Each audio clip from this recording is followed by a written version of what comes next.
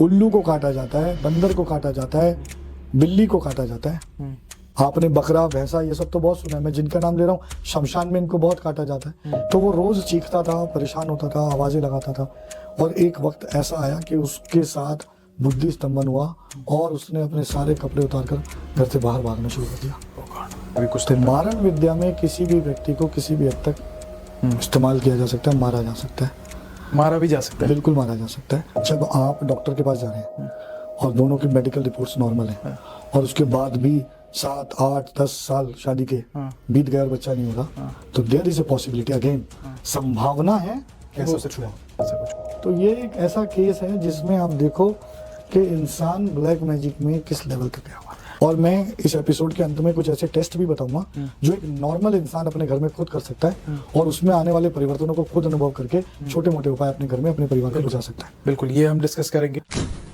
काला जादू, वशीकरण, शतकर्मा, शबर विद्या, इसके अलावा बलि प्रथा जैसी चीजों के बारे में आज हम डिस्कस करने वाले हैं। देखिए, आज का जो पॉडकास्ट है इतना डिटेल में ये जो सारी चीजों पर, ब्लैक मैजिक, वशीकरण, शतकर्म, बलि प्रथा, इन पे कभी भी हमने पॉडकास्ट नहीं किया। आज के जो हमारे गेस्ट है वो इन्हीं सारी चीजों के एक्सपर्ट है और वो जो अपनी विद्याओं से जो उन्होंने चीजें सीखी है उससे लास्ट 20 सालों से लोगों की मदद कर रहे हैं। मेरे साथ है गुंजन मेहरा जी। गुंजन जी, आपका बहुत बहुत स्वागत है। जी। मतलब जो लोग व्यूअर्स देखना शुरू कर चुके हैं, इन सारी चीजों की डिटेलिंग इनसे अच्छा कोई नहीं बता सकता। मैंने इनके साथ बात की अभी और मुझे लगा जितना नॉलेज आपको है इन सारी चीजों के बारे में, मैंने हमारे पॉडकास्ट में इससे पहले कोई ऐसा नहीं आया जिनको इतनी डिटेल में नॉलेज है। बहुत बहुत धन्यवाद। आज हम ब्लैक मैजिक को डिटेल में समझेंगे आपसे, बट बेसिक से शुरुआत करते हैं। ये होता क्या है? क्या ऐसा होता है कि ब्लैक मैजिक से किसी को भी बर्बाद किया जा सकता है या किसी का भी बुरा किया जा सकता है, किसी की भी हेल्थ अचानक से खराब होने लग जाए? होता क्या है, व्यूअर्स को थोड़ा सा बताइए। आपके पास बहुत सारे क्लाइंट्स आते होंगे,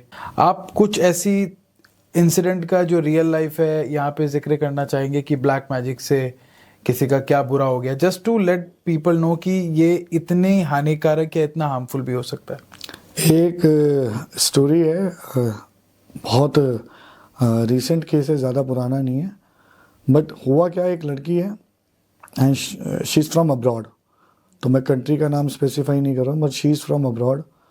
और अब्रॉड में वो अपने हस्बैंड और अपने बच्चे के साथ रहती है। ठीक है। अब अचानक से उसकी लाइफ में कुछ ऐसे चेंजेस आने लगे जो कि जनरल नहीं थे या नॉर्मल नहीं थे। जैसे उसे अजीबोगरीब डर सताने लगे। जो लड़की बहुत वोकल थी, बहुत कॉन्फिडेंट थी, जो पीपल पर्सन थी, पब्लिक के बीच में रहना चाहती थी, उसने अपने आप को धीरे धीरे लोगों से आइसोलेट कर लिया। आइसोलेट करके वो एक कमरे में बंद रहने लगी। उसका एक 5 साल का बच्चा है, वो उसी में अपना जीवन ढूंढने लगी। उसको अजीबोगरीब डर सताने लगे, उसके दिमाग पे बहुत सारी चीजें हुई और उसका 1 महीने के अंदर 25 kg वेट लॉस हो गया विद नो मेडिकल रिपोर्ट। किसी मेडिकल रिपोर्ट में कुछ नहीं था और 1 महीने में 25 किलो वेट कम हो गया। उसने इतना डरना शुरू कर दिया, उसके अंदर का डर इतना हो गया कि वो आग देखती थी तो चीखने लगी। बहुत तेज तेज चीखती थी आग को देखकर। कोई उसके पास आया तो अजीबोगरीब फेस बनाना। और अपना बच्चा जब साथ होता था उसके साथ वो थोड़ी नॉर्मल दिखाई देती थी, अपार्ट फ्रॉम उसने अपने आप को सबसे अलग कर लिया।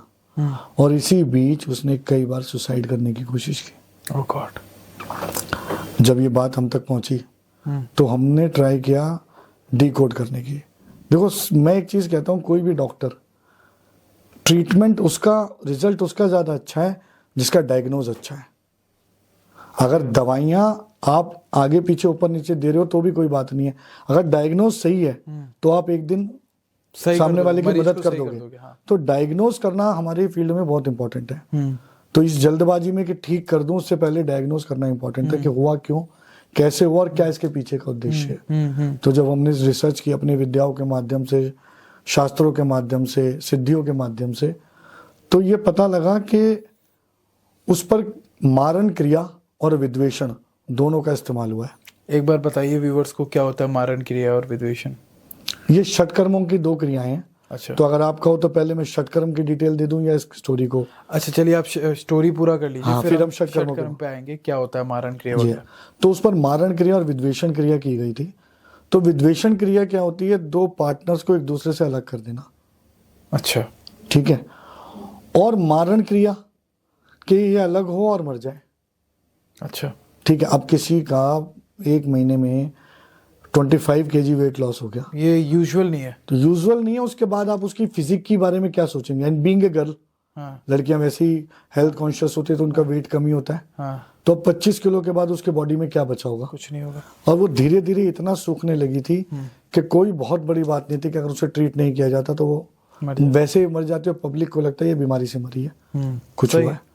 सही। अब जब हमें विद्वेषण का पता लगा तो हमें ये जानना जरूरी था कि किसने किया और कहाँ से किया।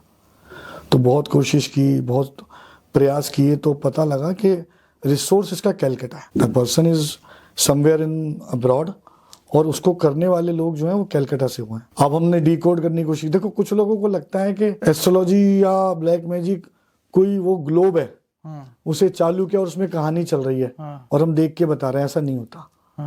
बहुत सारी चीजें होती हैं जिनको हम जानते हैं और ज्वाइन द डॉट्स, कि आपसे पूछ रहे हैं आपके साथ ऐसा घट रहा है और हमें ऐसा महसूस हो रहा है, तो वो जब ज्वाइन द डॉट्स होते हैं तब हम किसी को सही डायग्नोज कर पाते हैं। तो जब हमने जानने की कोशिश की भाई तुम्हारा कोई रहता है कलकत्ता में, तो उसके अच्छे रिश्तेदार रहते थे। एंड शी सेड कि सर उनके साथ तो कुछ बुरा है ही नहीं हमारा। भाई आप पर कोई भी क्रिया करने वाला सड़क चलता आदमी नहीं होगा, परिवार वाले ही होते हैं। या तो कोई आपका बहुत अच्छा जानकार है या आपके काम धंधे से जुड़ा हुआ व्यक्ति है जिसको आपसे कोई नुकसान, फायदा या ईर्ष्या। ये तीन ही रीजन हो सकते हैं। ये 3 चीजें रीजन हो सकते हैं। अब उसने कलकत्ता में हम बहुत देर तक रिसर्च करते रहे, तो बहुत बाद में पता लगा कि वो, मैं बोल गया Calcutta, it was my mistake. तो वो किसी और स्टेट में रहते थे जिन्होंने किया, and they were the in-laws of the girl. अच्छा, इन-लॉज थे उसके। और उन्होंने इसी रीजन से किसी और स्टेट से कलकत्ता जाकर वो काम करा ताकि रिसोर्स कलकत्ता आए और इल्जाम उसके रिश्तेदारों पे जाए। तो जब हमने इस क्रिया को बचाने के लिए, उसको बचाने के प्रयास किया और जो भी हमसे बन पड़ा, ईश्वर ने, शायद हमारी नीयत साफ थी और इंटेंशंस ठीक थी, तो वो बच्ची ठीक हो गई और बिल्कुल ठीक हो गई। और जब ये न्यूज उसके इन-लॉज को इंडिया में मिली, so they called her back to India, और वो उसे इंडिया से फिर इंडिया के बहुत फेमस एक मंदिर में ले गए जहाँ बलि सिस्टम होता है, मैं नाम नहीं बताऊंगा, पर वहां ले जाकर फिर से उस पर एक अलग किस्म का क्रिया की गई, क्योंकि वो ठीक हो गई थी। और करके उसको फिर अपने यहाँ बुलाया और फिर अपने घर बुलाकर उसके साथ ब्लैक मैजिक किया, जिसमें उन्होंने कई छोटी छोटी अलग अलग किस्म की बलियां उसके सामने ही दी और कुछ चीजें उसके हाथों में और गले में पहनाकर उसको बाहर भेजने का प्लान था वापस से। अब समहाउ क्योंकि वो इंडिया में थी, शी केम टू मी कि भैया मुझे आपसे मिलना है। वो मिली एंड ईश्वर की कृपा से हमने उसको फिर से कुछ चीजें दी और बचाया। एक कवच बना के, रुद्राक्ष कवच मैंने उसे दिया, क्योंकि ये तो बार बार होगा। उसे दिया, उसे समझाया, and then she went back. तो उद्देश्य क्या था? अगर वो डायरेक्ट डिवोर्स की बात करते तो फॉरेन के लॉज इतने स्ट्रांग है कि वो बंदा फाइनेंशियली ड्रेन्ड हो जाएगा। सही है, बिल्कुल सही बात। और अगर लड़की खुद से डिवोर्स ले ले या उसको कुछ हो जाए तो फिर अलग, तो बच्चा उनका आराम से। और ये एक प्रक्रिया थी जो उस लड़की के साथ। तो उसके इन-लॉज चाहते थे वो लड़की उसके हस्बैंड को छोड़ दे और बच्चा भी उन्हीं के पास रह जाए जी। तो इस वजह से वो ये सारी चीजें करवा रहे थे। और आज ईश्वर की कृपा से वो बहुत खुश है। वो मुझे इतना प्यार सम्मान वो देती है, मुझे लगता है मैंने अगर कुछ कर भी पाया उसके लिए तो मेरी जीवन की बहुत बड़ी पूंजी है जो मैं कर पाया हूँ। She is very happy and absolutely fine now.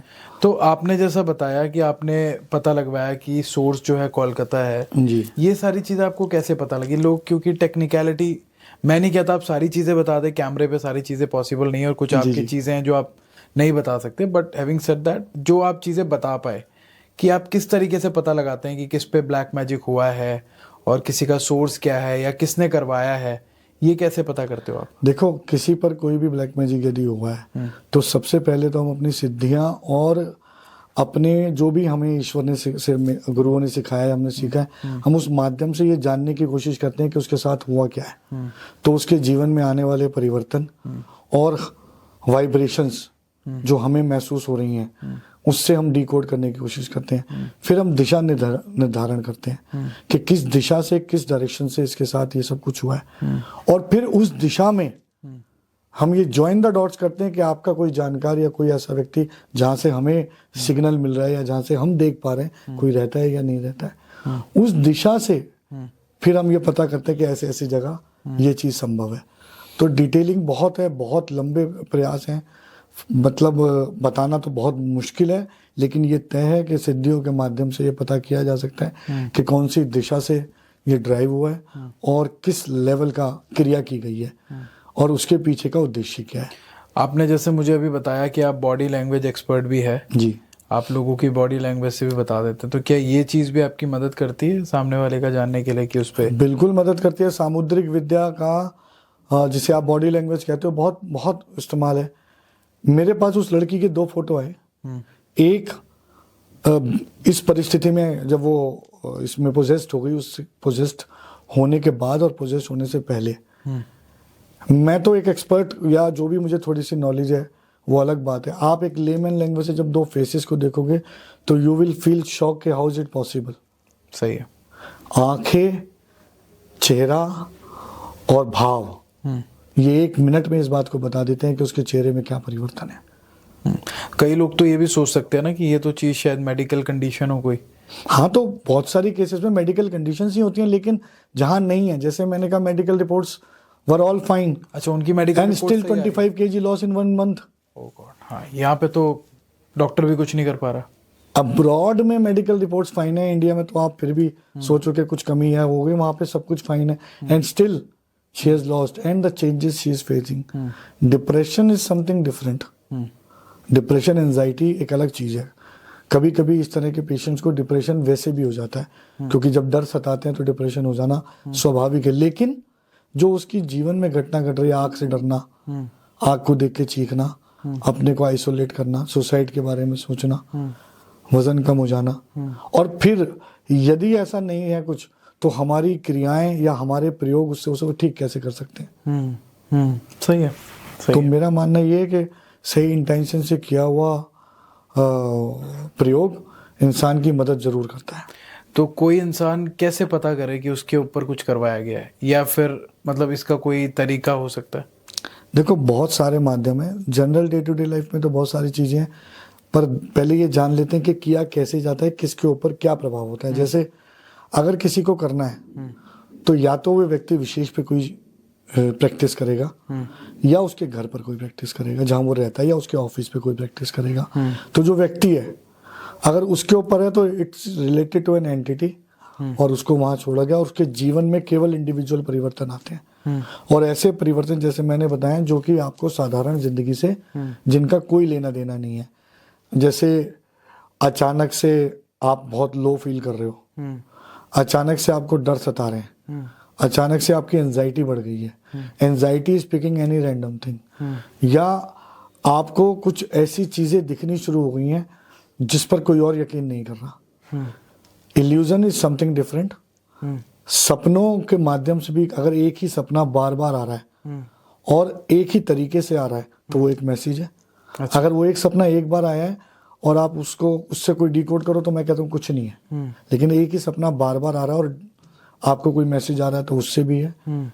आपके शरीर में होने वाले ऐसे परिवर्तन जो कि नॉर्मल ना, जैसे मैंने वेट लॉस बताया, या आपका सब कुछ ठीक है लेकिन बाल एकदम से पूरी तरह खत्म होने शुरू हो गए, या आपको अचानक से ऐसा लग रहा है कि आपके दांत बजने शुरू हो गए हैं, तो दांत बज रहे हैं, या इस तरह की चीजें हो रही हैं। तो बहुत सारे बॉडी के चेंजेस ऐसे हैं जो हमें बताते हैं कि कुछ ना कुछ नकारात्मक ऊर्जा हमारे साथ है, और फिर उसका एहसास भी हमें जरूर हो जाता है। ये तो हुआ एंटिटी, पर्सन स्पेसिफिक।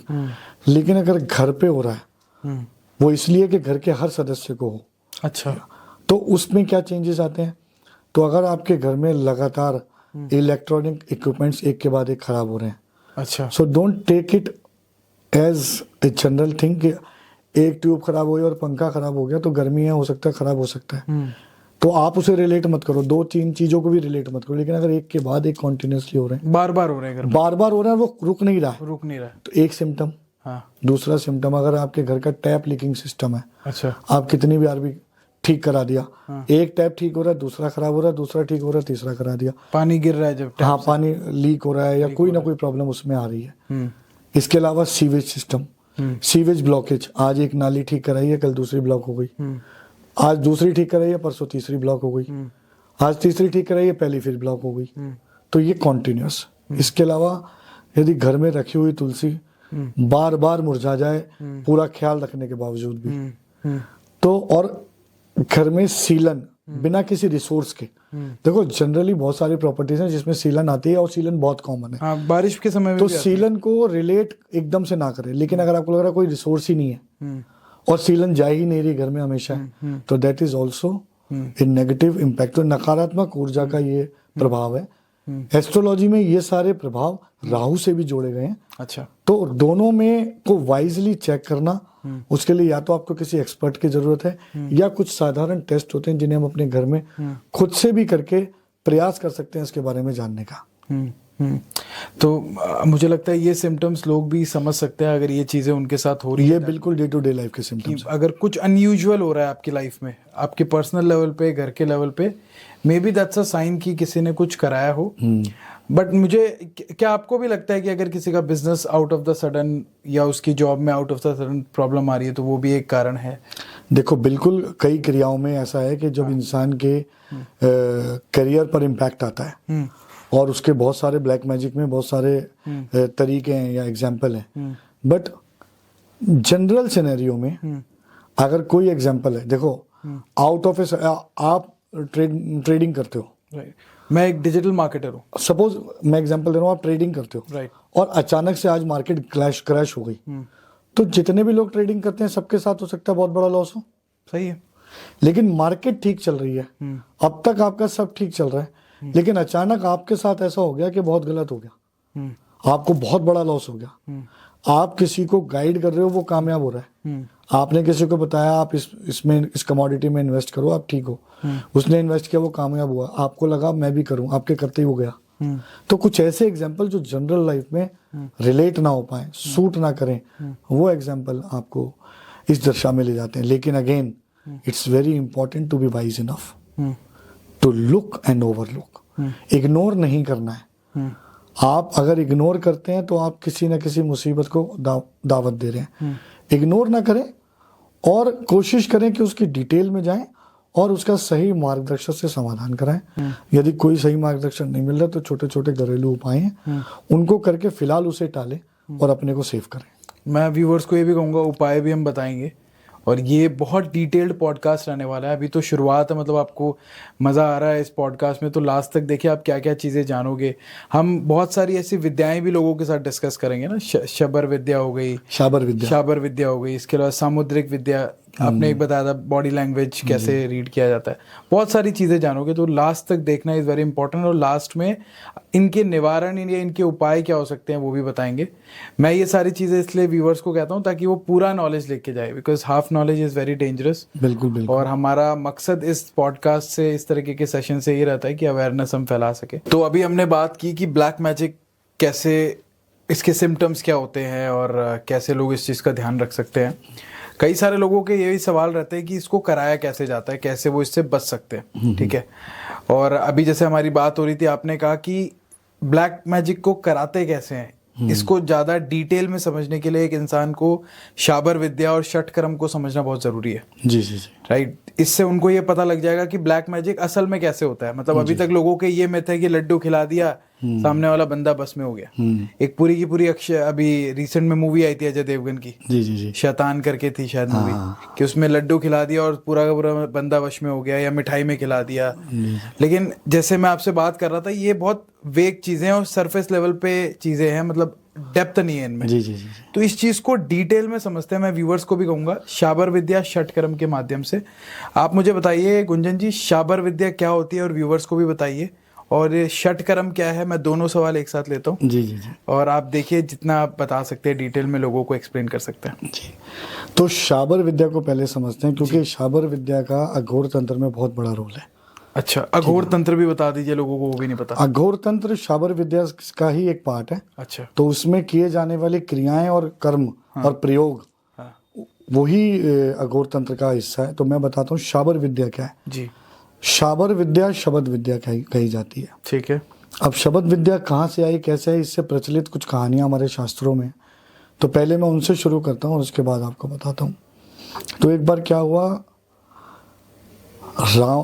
इंद्र के दरबार में अप्सराओं का नृत्य चल रहा था। ठीक है। अब अप्सराओं का नृत्य चलते चलते एक अप्सरा मूर्छित होकर गिर गई। ठीक है।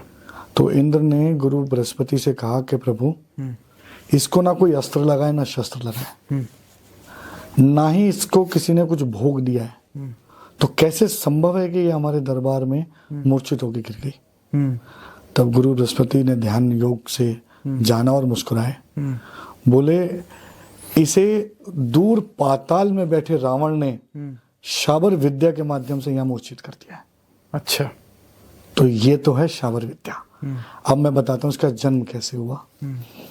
एक बार भगवान शिव माता पार्वती के साथ एक ऐसी जगह में घूम रहे थे जिसे निर्जन कहा जाता है। निर्जन मतलब जहाँ जनरल लाइफ नहीं होती ह्यूमन। और घूमते उन्हें एक तपस्वी के मंत्रों की आवाज़ कानों में आई। अब शिव जी ने माता पार्वती से कहा कि ये जो मंत्र पढ़ रहा है साधक, इसका उच्चारण सही नहीं है।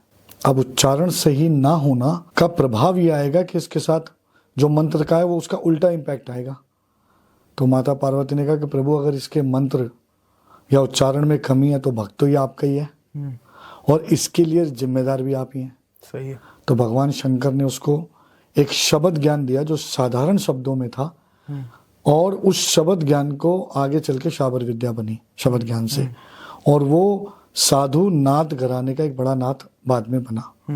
इससे प्रचलित एक और जो कहानी है जो जिसका ज्यादा अस्तित्व है और जिसको ज्यादा माना गया है कि कैसे शाबर विद्या आम आदमी तक पहुंची या उसका किताबबद्ध होकर हमें मिली। तो एक बार भगवान शंकर माता पार्वती के साथ समुद्र के नजदीक बैठे हुए और भागवत शास्त्र माता पार्वती को बता रहे थे। शास्त्र सुनते सुनते माता पार्वती सो गई। सो गई तो होंकार की आवाज उनको फिर भी सुनाई देती रही। तो वो तो शिव हैं, उनको अचानक से कानों में होंकार को जब उन्होंने देखा ध्यान योग से कि ये ओंकार तो पार्वती की नहीं है, तो उन्होंने ध्यान योग से ये पता किया कि ये ओंकार कहाँ से आ रही है। तो वो होंकार समुद्र की एक मछली के गर्भ से आ रही थी। तो जब ब्रह्मा जी ने इस सृष्टि का निर्माण किया तो उनके और सरस्वती जी के साथ जो वीर्य की बूंदों से 88,000 ऋषि का जन्म हुआ, उन्हीं के वीर्य की कुछ बूंदें समुद्र में गिरी और वो एक मछली के गर्भ में चली गई और उसमें एक शिशु का निर्माण हुआ। तो भगवान शिव ने उनको तब ये आशीर्वाद दिया कि तुम बड़े होकर एक बड़े शास्त्र और शब्द ज्ञान का वो करोगे, निर्माण करोगे, जिसका मानव जाति में को बहुत बड़ा लाभ मिलेगा। और जब आप जन्म लोगे बाहर तो आपको बद्रीनाथ जाना है जहां आपको स्वामी दत्तात्रेय मिलेंगे और उनसे आपकी दीक्षा और शिक्षा होगी और उनके माध्यम से आप लोगों का उद्धार करेंगे उस शिक्षा के माध्यम से। तो वो जो मछली के गर्भ से निकले वो थे मच्छंदर नाथ। नाथ घराने के पहले गुरु। ठीक है। मच्छंदर नाथ ने गुरु दत्तात्रेय से दीक्षा ली और शाबर विद्या का जन्म किया। अच्छा। और उनके बाद इसी विद्या को नाथ घराने में गुरु गोरखनाथ ने आगे बढ़ाया और उसके बाद ये लोगों तक पहुंचा। तो आज भी ऋषिकेश में ऊपर एक गुफा है झिलमिल गुफा के नाम से, जो अब तो टूरिस्ट स्पॉट बन गया, बट वहां गुरु गोरखनाथ का धूना है जहां पर उन्होंने 66,000 मंत्र सिद्ध किए। आज आपकी मेरी बोलचाल की भाषा में 66,000 कितना आसान लग रहा है बोलना, पर सोचो उसकी सिद्धि और कितना मुश्किल होगा ये सब। तो शाबर विद्या का जन्म ऐसे हुआ। तो शाबर विद्या शिव भगवान के थ्रू आई आप जी, ये एक शब्द विद्या है। हाँ। जैसे मैं आपको बता रहा था मंत्र उच्चारण, तो पहले सारी भाषा संस्कृत थी, संस्कृत में मंत्र थे और संस्कृत में उच्चारण का बहुत बड़ा योग है। मैं एक मंत्र अक्सर सुनाकर लोगों को बताता हूँ कैसे डिफरेंस आता है। और ये मंत्र सुनाने का उद्देश्य ये नहीं है कि मैं पब्लिकली कुछ अच्छा या बुरा बताना चाहता हूँ। देखो, हर जानकारी का उद्देश्य भी जानकारी है। सही है, ये जानकारी पहुंचनी चाहिए। तो एक मंत्र है माता लक्ष्मी का, ओम ह्रीम श्रीम क्लीम मम सर्ववांछित देह देह स्वाहा। मैंने आपको उच्चारण दे दिया, ये उच्चारण बहुत अच्छा है। जब आज की कॉमन डे में हम इसे व्हाट्सएप पे टाइप करते हैं तो स्पेलिंग आई VANCHIT, वांछित, और पढ़ने वाले ने पढ़ा वंचित। वांछित का मतलब मुझे सब चाहिए और वंचित का मुझे सब चीज से दूर कर दो। तो एक छोटे से प्रोनाउंसिएशन ने पूरे मंत्र का अर्थ बदल दिया। सही बात, सही बात। और इससे फिर फल भी अलग मिलेंगे। जब देखो मंत्र क्या है इसको समझना बहुत जरूरी है। कोई भी मंत्र पहले के टाइम हम कहते थे 1 लाख बार तपस्या में बोला गया, कई लाख बार बोला गया। तो टेक्निकल उसका प्रैक्टिकल अप्रोच मैं आज आपको दे रहा हूं कि किसी भी मंत्र को बार बार पढ़ने का उद्देश्य था एक इंटेंशन को यूनिवर्स में भेजना, ठीक है, और एक थॉट को जीवन में उतारना, जो आज जिसको लोग मैनिफेस्ट करना कहते हैं जी। मैनिफेस्टेशन सेम ही चीज है, बिल्कुल सेम है। तो आज अगर आपको माता लक्ष्मी से लक्ष्मी चाहिए और आप रोज रोज उसके मंत्र का जाप कर रहे हो, तो कहीं ना कहीं आप एक तो इंटेंशन यूनिवर्स में भेज रहे हो, दूसरा आपका दिमाग आपको इंस्ट्रक्शन दे रहा है कि तुम्हें सारे कर्म इसी दिशा में करने हैं। सही है। तो अगर दोनों चीजें आपस में जुड़ती हैं तो लक्ष्मी आ जाती है। सही बात है। कितना अच्छा एक्सप्लेनेशन किया आपने। अब आप सोचो कि घर की छत से धन बरसे, मंत्रोच्चारण के बाद न पहले हुआ था ना आज होगा। मैं ये कह रहा हूं, तो वो शब्द, वो मंत्र उच्चारण का बड़ा था रोल, इसीलिए एक शब्द रूपी साधारण विद्या बनाई गई जो कि डेली बोलचाल की भाषा थी, जिससे शब्द ज्ञान निकला और जो शाबर विद्या के रूप में आगे प्रचलित हुई। और इस शाबर विद्या के माध्यम से ही अलग अलग विद्याओं का जन्म निकला।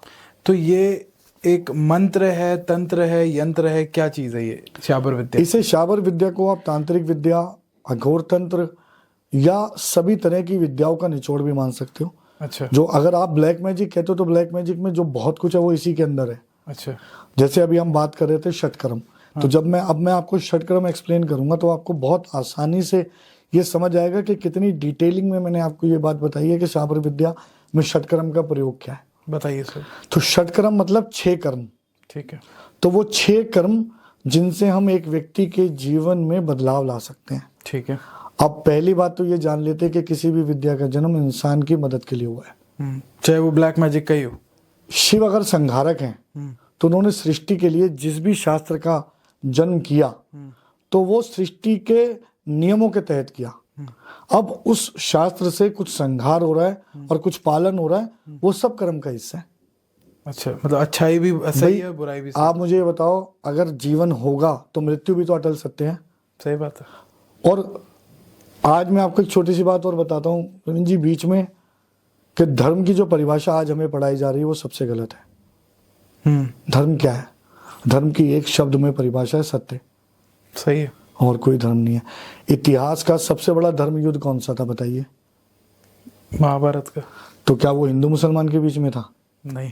तो फिर आज के हिंदू मुसलमान के युद्ध को हम धर्म युद्ध कैसे कह सकते हैं? वो तो पॉलिटिसाइज कर दिया ना, वो तो सत्य, वो सत्य की लड़ाई थी। धर्म सत्य और सत्य ही धर्म है। सही बात, सही बात।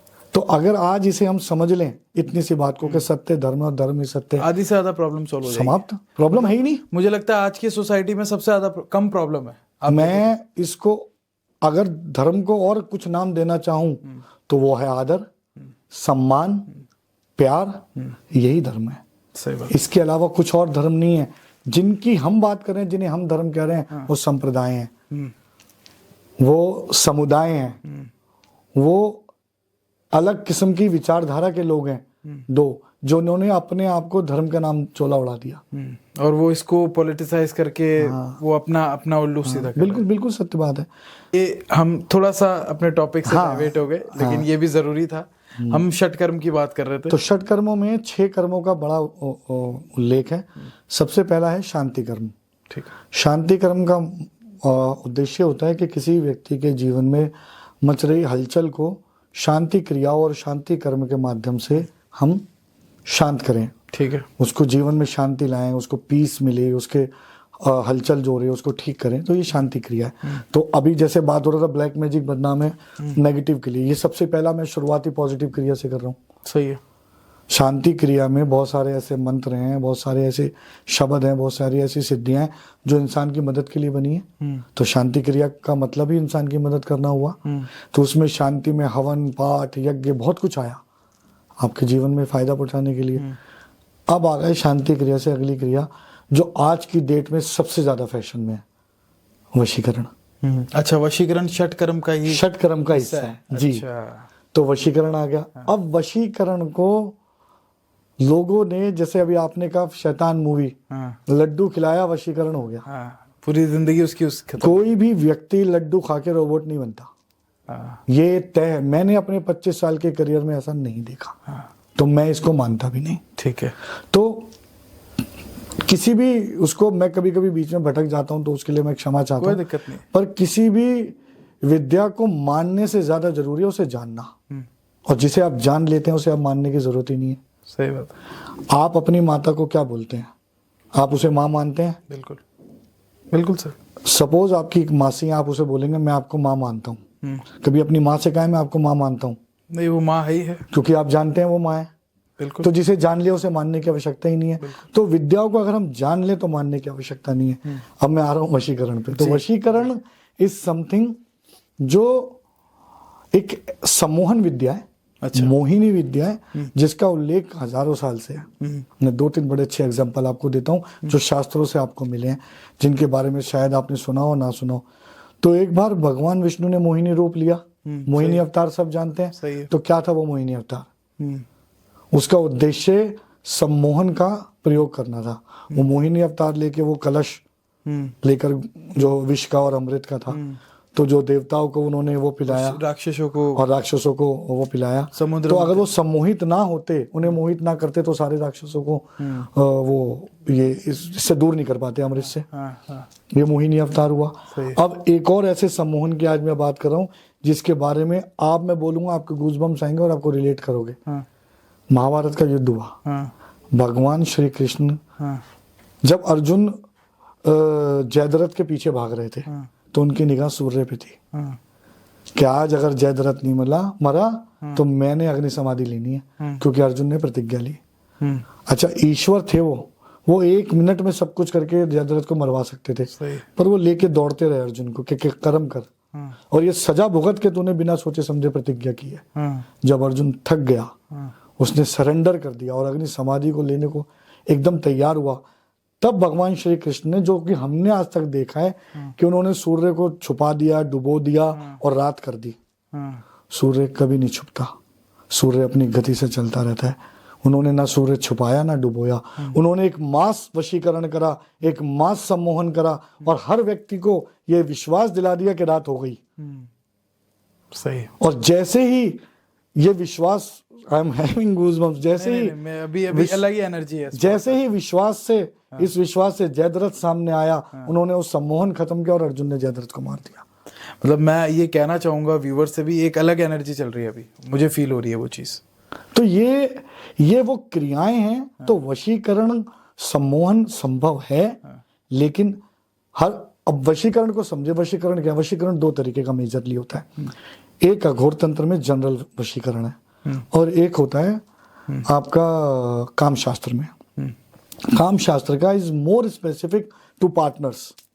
हम चाहते हैं कोई हमारी जिंदगी में आ जाए, कोई हमारा अपना बन जाए, कोई हमारे तरीके से जिंदगी जिए, कोई हमें ना चाहते हुए भी प्यार करे, हम जबरदस्ती। तो कभी कभी ये भी गलती होती है कि हम नियति के खिलाफ अपनी नियत को ले जाते हैं, और वो फिर नियत हमारे कर्मों को दूषित करती है, और किसी को आप जबरदस्ती अपनी जिंदगी में वशीकरण करके अगर लाते हैं, तो अंत में उसका फल आपको एक दिन भुगतना है। तो आप ये कह रहे हो कि जो वशीकरण है, जो षटकर्म है, ये भी शिव जी के थ्रू आए हैं? सब कुछ शिव जी के थ्रू आया है। तो उसके देखो, हर षटकर्म का, हर कर्म का पॉजिटिव इम्पैक्ट भी है, पर हो क्या गया कि जब से इनसे बात हो रही है, अगर आप देखो, आप नकारात्मक चीजों की तरफ जल्दी अट्रैक्ट होते हो। बिल्कुल सही। तो बस इनको प्रस्तुति नेगेटिव किया जा रहा है। कभी कभी ऐसा भी होता है ना कि कुछ लोगों को मिलाने के लिए, अच्छे कर्म के लिए वशीकरण का इस्तेमाल किया जाए, सम्मोहन का इस्तेमाल किया जाए, किसी की मदद के लिए सम्मोहन का इस्तेमाल किया जाए, अगर इंटेंशंस ठीक है। लेकिन आज इसका सारा दुष्प्रयोग है। तो अभी अघोर तंत्र और कामशास्त्र 2 अलग अलग विद्याएं हैं। तो कामशास्त्र मेजरली कामाख्या से निकला है, और वहां पर इससे पार्टनर रिलेटेड वशीकरण ज्यादा होता है, सम्मोहन और वशीकरण। अब आ जाते हैं अघोर तंत्र और षटकर्म के वशीकरण पे। तो षटकर्म वाला जो वशीकरण है, ये जनरल वशीकरण है, किसी से अपने मन की बात मनवाना। तो उसके लिए हम उसके साथ क्या कर रहे हैं, उसको कुछ या तो उसके बालों का प्रयोग कर रहे हैं, उसके नाखून का प्रयोग कर रहे हैं, उसके कपड़ों का प्रयोग कर रहे हैं, उसके शरीर से जुड़ी हुई चीजों का प्रयोग कर रहे हैं, उसके घर में इस्तेमाल होने वाली चद्दरों का, बेडशीट्स का, इन सब का प्रयोग कर रहे हैं और इनके बदले इन्हीं से सारे षटकर्म किए जाते हैं और इनसे उस व्यक्ति पे इस तरह की क्रियाएं कर रहे हैं, इस तरह के मंत्र पढ़ रहे हैं कि वो धीरे धीरे आपके फेवर में आए। तो अघोर तंत्र में किया जाने वाला वशीकरण एक इवेंचुअल प्रोसेस है जो धीरे धीरे धीरे बदलता है। तो ऐसा नहीं होता और कि एक दिन ऐसा आता है कि वैसा होने लगता है जैसा आप चाहते हो, लेकिन ऐसा नहीं कोई रोबोट बन जाता, ऐसा असंभव है। ऐसा ना ये षटक्रम वाले वशीकरण में होता है, ना ये आप जो दूसरा बता रहे हो? दोनों में से किसी में नहीं होता ये। अच्छा, और ये प्रोसेस कितना लंबा होता होगा अगर कोई कर रहा है आप पे, कि 6 महीने में जैसा चाहेगा वैसा होगा, या 1 साल लगता है? देखो 6 महीने को आप एक इवेंचुअल प्रोसेस मान सकते हो जिसमें आप विजिबल चेंजेस देख रहे हो। अच्छा, ठीक है। कभी कभी बहुत जल्दी आ जाते हैं। तो मैंने एक पॉडकास्ट किया था जिसमें मैंने कहा था स्टेट ऑफ माइंड। तो स्टेट ऑफ माइंड का इतना बड़ा रोल है कि अगर आपकी स्टेट ऑफ माइंड, जैसे कहते हैं ना इम्यूनिटी सिस्टम, अगर आपका इम्यूनिटी सिस्टम वीक है तो बीमारी जल्दी असर करेगी। आपकी स्टेट ऑफ माइंड कमजोर है तो ये क्रियाएं आप पर जल्दी असर। स्टेट ऑफ माइंड से कहना ये है आपका कि कोई इंसान कितना पॉजिटिव है, कितना नेगेटिव है, कितना डर के साए में है, कितना कॉन्फिडेंट है, कितना स्पिरिचुअली इंक्लाइंड है, कितना ईश्वर की तरफ समर्पित है, कितना उसे अपने भगवान पे विश्वास है। तो ये सब एक आध्यात्मिक जर्नी है, एक आध्यात्मिक यात्रा है जो हर इंसान को ईश्वर ने दी है। इंसान या तो इससे भटक जाता है या इसमें स्वार्थ डाल देता है, इसीलिए इससे मिलने वाले फायदे और अनुभव उसको नहीं मिल पाते। और जिसका स्टेट ऑफ माइंड कमजोर है उन पे ये चीजें जल्दी असर करती हैं। तो अगर जल्दी स्टेट ऑफ माइंड कमजोर है तो कुछ ही दिनों में इसका असर देखने को मिल जाता है। ठीक है। तो ऐसा व्यक्ति, एक क्लाइंट है मैंने देखा है जो ये कहता था कि मैं अपने माँ बाप को अपनी चमड़ी की जूती बनवा के दूंगा, मैं उनसे इतना प्यार करता हूँ। अच्छा अच्छा। एक वक्त आया उसने माँ बाप के ऊपर हाथ भी उठाया, ओह गॉड, उन्हें मारा भी। तो उसने अपने कर्म दूषित किए और अपने कर्मों के साथ साथ उसका जीवन खराब हुआ। तो कहीं ना कहीं उसने बुरे कर्म करे होंगे जो उस पर इस तरह का दुष्कर्म आज की डेट में हुआ। किसी ने भी किया, उसका कर्म गलत और उस पर हुआ, तो उसके लिए भी उसके अपने पुराने कोई कर्म जिम्मेदार हैं जिसकी वजह से आज उसको ये भुगतना पड़ा। तो ऐसा कैसे हो गया कि जो अपने माँ बाप को इतना प्यार करता था वो इतना बदल गया? यही तो वशीकरण है। ये इतनी चीजें भी हो सकती है? बिल्कुल, लेकिन ये एक दिन में नहीं हुआ, ये 1 महीने में नहीं हुआ, ये इवेंचुअल प्रोसेस था। धीरे धीरे उसने चेंज होना शुरू किया और 6 महीने, साल, 1.5 साल बाद वो पूरी तरह अपने माँ बाप से अलग और अपने पार्टनर के फेवर में था। अच्छा। और अंत में उसने उनके साथ इस तरह का दुर्व्यवहार भी किया। अरे बाप रे। तो इसमें ये भी तो रीजन आप देख सकते हैं कि उसका खुद का स्टेट ऑफ माइंड कमजोर था। बिल्कुल था, कोई ना कोई त्रुटि थी। अब एक बात बताओ, मैं इस बात को यहाँ मुझे नहीं पता कितना उचित है या मुझे कहना चाहिए नहीं कहना चाहिए, लेकिन हमारी इंद्रियों का बहुत बड़ा रोल है। अगर हमें ईश्वर ने बुद्धि दी कि हमें क्या देखना है और विवेक दिया क्या नहीं देखना है। सही बात। बुद्धि दी कहाँ जाना है और विवेक दिया कहाँ नहीं जाना है। ठीक बात है। ठीक। जीभ दी क्या बोलना है और विवेक दिया क्या नहीं बोलना है। तो मुंह से निकले हुए शब्द बाण है, बुद्धि धनुष और विवेक नियंत्रण। जब क्रोध आता है सबसे पहले विवेक को खाता है और बुद्धि भटकनी शुरू, तो फिर तो बाण कहीं भी निकलेंगे। तो यही होता है, वशीकरण होता है। तो आपके दिमाग सेंसेस काम करने बनते हैं, सेंसेस पे उसका अटैक होता है। और सेंसेस, क्योंकि आपके अंदर कमजोरी रही, आपकी कोई कमजोरी थी, आपको कोई चीज चाहिए, उसके चक्कर में आपने कीमत पे वो लगा दिया जो आपका विवेक था। सही बात है। तो ऐसे लोगों को आप सही कैसे करते हो जो इतना डार्क जा चुके हैं अपनी लाइफ में और जो अपने माँ बाप तक को हाथ उठाने लग चुके हैं या उनके साथ भी बुरा कर रहे हैं? देखो, कुछ लोग ठीक हो जाते हैं, कुछ नहीं होते, कभी भी नहीं जो होते। कभी ठीक नहीं होते ये उनका कर्म बन गया है। अच्छा। अब उन्हें इसे भुगतना है। अगर, क्योंकि ठीक होने में ना सबसे इंपॉर्टेंट चीज है, जो ठीक होने वाला है वो, या जो उसका पारिवारिक सदस्य है, उनका बिलीफ सिस्टम जरूर होना चाहिए। और आज जिस तरीके से इन विद्याओं को परोसा जा रहा है तो इंसान का शक करना, शंका करना स्वाभाविक है। तो किसी पर जल्दी से विश्वास आता नहीं है और फिर इंसान जब विश्वास नहीं कर पाता तो पूरी तरह इसका फल नहीं ले पाता। जिन शास्त्रों ने इन प्रयोगों को बनाया उन्होंने इन्हीं के उपाय भी बनाए हैं। तो अगर किसी को ठीक करना है तो उसका उपाय भी उसी शास्त्र में और उसके माध्यम से उसको ठीक भी किया जा सकता है। तो कुछ जनरल उपाय आप बताना चाहोगे लोगों से, जो वो करे प्रैक्टिस तो उन पे काला जादू होगा ही नहीं, या हो रहा है तो वो कम हो जाएगा, ऐसा कुछ हो सकता है? ऐसा कर लेंगे कि सेशन के एंड में कुछ छोटे छोटे उपाय, ठीक है, सबको बता दिए जाएं। ठीक है। ताकि जो जो चीज अगर कोई महसूस कर रहा है तो ये छोटे छोटे उपाय अपने रूटीन में ऐड कर ले और मैं इस एपिसोड के अंत में कुछ ऐसे टेस्ट भी बताऊंगा जो एक नॉर्मल इंसान अपने घर में खुद कर सकता है और उसमें आने वाले परिवर्तनों को खुद अनुभव करके छोटे मोटे उपाय अपने घर में अपने परिवार को बचा सकता है। बिल्कुल, ये हम डिस्कस करेंगे। तो अभी हमने डिस्कस किया, हम षटकर्म डिस्कस कर तो रहे थे। षटकर्म में शांति और वशीकरण आ हमने गए। किया। थर्ड वाला अब आ जाते हैं हम विद्वेषण पे। थर्ड हमारा विद्वेषण है। तो विद्वेषण एक क्रिया है जिसमें दो पार्टनर्स को एक दूसरे से अलग किया जाता है। जो आप बता रहे थे अभी, एक स्टोरी आपने बताई कि उसके इन लॉज ने करवा दिया था। तो उन्होंने विद्वेषण और मारण क्रिया की थी। तो विद्वेषण इन षटकर्म का एक हिस्सा है। अच्छा। तो विद्वेषण में दो लोगों को एक दूसरे से परमानेंटली अलग किया जाता है। कैसे अलग किया जाता है, क्या करते हैं उसमें? क्रियाएं हैं, मंत्र हैं, सिद्धियां हैं। अगेन या तो उनका कोई सामान हमें मिल जाए, देखो षटकर्म में वही सब सामान लगेगा जो मैंने बताया, और फिर उसका प्रयोग करके उनकी बुद्धि को नियंत्रित, इंद्रियों को नियंत्रित किया जाए और उनके साथ इस तरह के विकार पैदा किया जाए जिससे वो एक दूसरे से दूर हो जाए। जैसे मारण क्रिया की और विद्वेषण किया, तो विद्वेषण ने एक दूसरे के बीच में गैप कर दिया और मारण क्रिया ने उसको मारना शुरू कर दिया।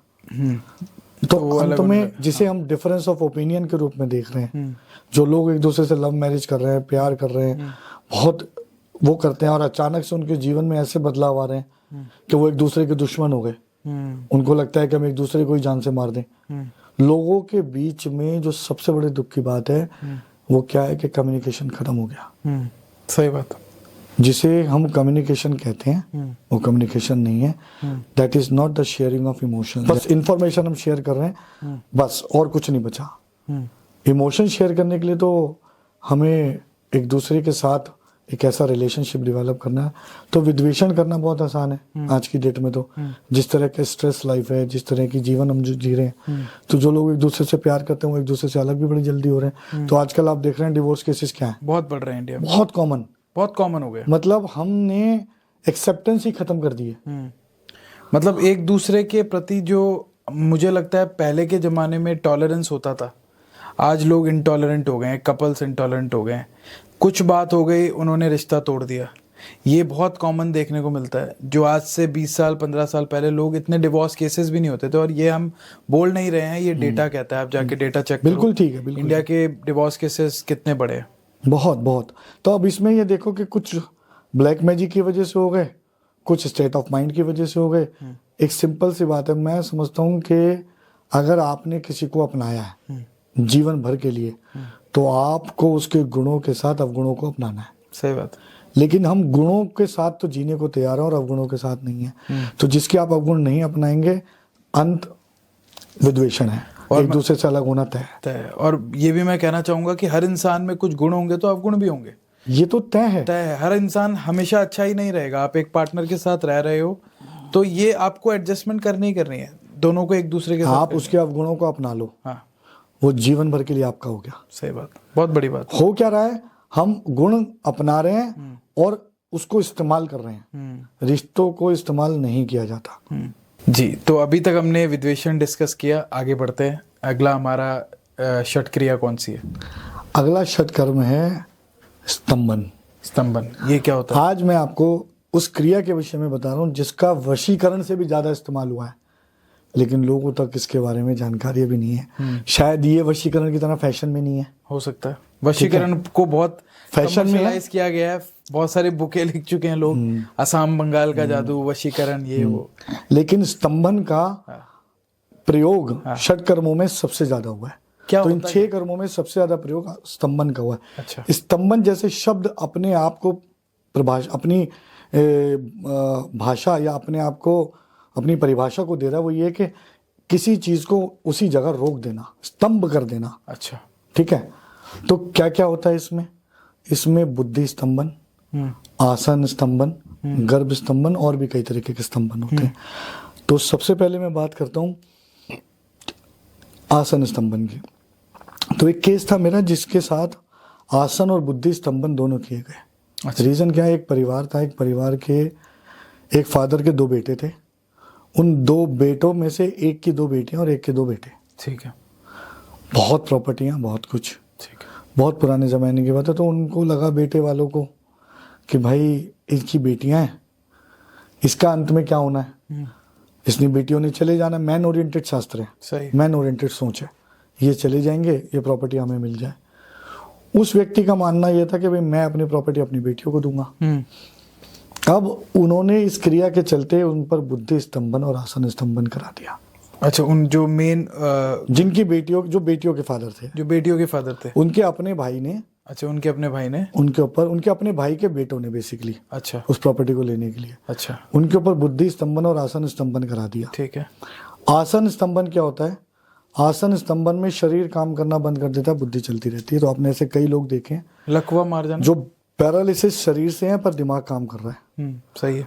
और बुद्धि स्तंभन वो थे जिन आदमियों को जो मेंटली रिटायर्ड हो जाते हैं पर शरीर ठीक है। मतलब सोचना बंद हो गया, सोचने समझने की ताकत नहीं, मेंटली रिटायर्ड है वो, कुछ और उनका पागलपन का इलाज चल रहा है, कुछ और चल रहा है, जिनकी बुद्धि ने काम करना बंद कर दिया। अच्छा, तो वो हो गया बुद्धि स्तंभन। ठीक है। तो इस केस में दोनों चीजें हुई। अब उन्होंने ये किया कैसे, आप देख लेना, आपको एडिट में काटना हो तो, पर मैं बता दूं, बता दीजिए कि एक जवान लड़की की राख को उन्होंने इस्तेमाल किया बुद्धि स्तंभन करने के लिए, और उस व्यक्ति को ड्रिंक में डालकर पिला दी गई। और अगले दिन वो बिंदा बिस्तर पे था बहुत टाइम तक। तो डॉक्टर्स को ये समझ नहीं आया कि रीजन क्या था इसके स्तंभन का, मतलब इसकी इस पैरालिसिस वाली पोजीशन का। अब मैं आपको एक एग्जांपल देता हूँ। कितनी मजे की बात है कि उसकी बॉडी ने काम करना बंद कर दिया पर शरीर के सारे अंग बराबर ठीक थे, कोई मुड़ा नहीं था, कहीं से ना मुंह मुड़ा था। पैरालिसिस में होता है ना, मुंह मुड़ जाता है, सब ठीक, सब ठीक, बस बॉडी ने काम करना बंद कर दिया था।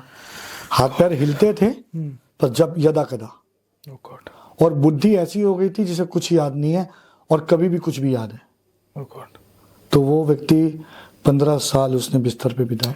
और वो एक ऐसा इंसान जो सब कुछ कर रहा था, और जो अच्छा इंसान था, उसके शरीर का ये हाल हो गया कि शरीर ने अंत में गलना शुरू कर दिया, और अंत में मृत्यु।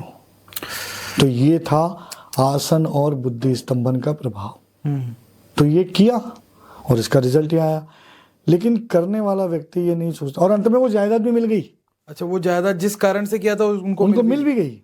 तो ये एक ऐसा केस है जिसमें आप देखो कि इंसान ब्लैक मैजिक में किस लेवल तक गया हुआ। तो हालांकि उसके बाद उन्होंने अपने कर्मों को कैसे भोगा उसके बारे में मैं यहाँ बात नहीं करूंगा, पर मैं ये कहूंगा कि इंसान कर्म भोगता है। तो आपका कहने का पॉइंट ये है कि जिन लोगों ने करवाया उनके साथ भी बुरा हुआ बाद में, जो भी हुआ, लेट्स नॉट नहीं, हम डिस्कस नहीं करते, पर हाँ, उन्होंने भी किसी ना किसी माध्यम से उन कर्मों को भोगा। तो बुरा ही हुआ, हम ये कह सकते हैं। बिल्कुल गलत कि जो गलत सुनने वाले लोगों को ये मैसेज ना जाए कि किसी ने करवा के उसका अपना फायदा कभी नहीं हो सकता। ये बात याद रखे, दो लोग याद रखें ये बात, जो करवा रहा है और जिसके थ्रू करवा रहा है, दोनों का बुरा होगा, दोनों को यही भुगतना है। हम कहते हैं ना कि कुछ प्रोफेशन ऐसे हैं जिनके बच्चों को डेफिशिएंसियां होती हैं, उनके कर्म ऐसे हैं। हम किसी प्रोफेशन का नाम यहाँ नहीं लेंगे, पर कुछ ऐसी बातें general day to day life में होती है कि कुछ प्रोफेशन ऐसे हैं जहाँ झूठ बोलना ही पड़ता है उसको, जहाँ जो झूठ बोलता है, बेईमानी करता है बहुत ज्यादा, तो अंत में उनके बच्चों के साथ कई किस्म की डेफिशिएंसियां होती हैं। सही। किसी डेफिशिएंसी से बच्चा पैदा हो रहा है, या उनके जीवन में डेफिशिएंसी बाद में आ गई, ऑर्गन का इश्यू हो गया, तो वो सब कर्म है ना, कर्म है। आपने किया, आप ठीक हो, लेकिन आपके बच्चे पे अगर आ रही है तो वो ज्यादा बड़ा दुख है जो आप भुगत रहे हो। सही बात है, बिल्कुल सही बात है। आप अपने बच्चे को दुखी नहीं देख सकते। इसीलिए कहते हैं कि ईश्वर से इंसान का डरना बहुत जरूरी है। और ईश्वर सबसे बड़ा है, सर्वोपरि वो यही हिसाब कर रहा है। बहुत सही बात की, और मेरे तो खुद के रोंगटे खड़े हो रहे हैं ये सारी स्टोरीज सुन के कि कितनी चीजें हो सकती है जी। और लेकिन एक बात ये अच्छा है कि जो करवा रहा है उसके साथ भी बुरा ही होना है, और ईश्वर सबसे बड़ा है, ईश्वर सर्वोपरि है। ये हमने स्तंभन की बात की, स्तंभन की बात। तो स्तंभन में हमने आसन और बुद्धि स्तंभन की बात करी। एक होता है गर्भ स्तंभन, अच्छा, तो जिसको लोग कोक बंदी के रूप में या उसके रूप में भी देखते हैं। ये दूसरी काम शास्त्र में भी इसका जिक्र है, लेकिन अघोर तंत्र में या षट कर्मों में जो स्तंभन है, गर्भ स्तंभन, वो भी ऐसा माना गया जिससे कोक को बांधा जाता है और उसके बाद उसके क्या ऐसा होता है, सच में होता है कि कोक को बांधे उसके बच्चा नहीं हो रहा, उसको प्रॉब्लम आ रही है, या सेक्स रिलेटेड उसको इश्यूज आ गए हैं, ऐसा सच में होता है? जब आप डॉक्टर के पास जा रहे हैं और दोनों की मेडिकल रिपोर्ट्स नॉर्मल हैं, और उसके बाद भी 7, 8, 10 साल शादी के बीत गए और बच्चा नहीं हो रहा, तो there is a possibility, again संभावना है कि ऐसा कुछ हुआ। राइट। तो ऐसे कई केसेस हैं जिनमें ऐसा हुआ। एक केस स्टडी है मेरी, एक लेडी थी जिनको थोड़ी बहुत मेडिकल इशू थे because of the overweight, but ऐसा नहीं था कि ऐसा कुछ इशू है कि वो बच्चा हो ही नहीं सकता। हाँ। उनके साथ गर्भ स्तंभन हुआ। हाँ। और शादी के 8 साल बीत गए। ओके। और हस्बैंड वाइफ उस लेवल पर आ गए थे क्योंकि लव मैरिज थी, पेरेंट्स के अगेंस्ट थे, तो खुद भी न्यूक्लियर आके रहना पड़ा। आज सबसे बड़ा दुर्भाग्य ये है कि हम अपने पेरेंट्स को छोड़ के न्यूक्लियर में चले गए। सही सही। तो हमें सही गलत समझाने वाला कोई नहीं बचा और हमारे ऊपर कोई नियंत्रण नहीं है। सही। तो हम गलत डिसीजन भी जल्दी ले रहे हैं। सही बात। तो 8 साल एक दूसरे के साथ बिना जीवन को ना भगवान ने संरचना इस हिसाब से की है कि हर समय आपके जीवन में एक नया उद्देश्य है और जिसकी वजह से आप जीवन को जिए। तो शादी एक उद्देश्य, शादी के बाद बच्चा एक उद्देश्य, बच्चे की परवरिश एक उद्देश्य, उसकी जीवन यात्रा एक उद्देश्य, ताकि जीवन में जीवन बना रहे। बिल्कुल, एक उद्देश्य रहना चाहिए, पर्पस है लाइफ। अब जिस हस्बैंड वाइफ के जीवन में संतान नहीं है, उसका एक पर्पस छिन गया, उसका पर्पस ही छिन गया। अब एक समय तक वो एक दूसरे को प्यार कर चुके हैं, अब उनके पास अब वो ट्रेन की पटरी के समान है कि एक साथ दिखते तो हैं पर है नहीं। बहुत सही बात। और उनके बीच का सारे कम्युनिकेशन खत्म है। हाँ। जीने को उद्देश्य तो एक वक्त ऐसा आता है कि जब लड़ते हैं तो उनको लगता है एक दूसरे को खत्म कर दें। और ये जो बच्चे हैं अभी स्कूल कॉलेज के, उनको शायद इसका डीपर मीनिंग नहीं पता लग रहा हो, लेकिन उस दंपति के, उस जोड़े के जिसके बच्चा नहीं हो रहा, उसकी जिंदगी में कितना बड़ा प्रभाव पड़ता है इस चीज का। मैं आपको बताऊं कि कुछ लोग अबॉर्शन कराते हैं और वो ईश्वर से नहीं डरते। मैं ये बताना चाहता हूं कि अगर आप अबॉर्शन करा रहे हैं तो वो इतना ही बड़ा पाप है। उस अबॉर्शन का रिजल्ट ये आता है कि कई लोगों के बच्चा नहीं होता बाद में। सही बात। नहीं, आप नियति के खिलाफ जा रहे हो।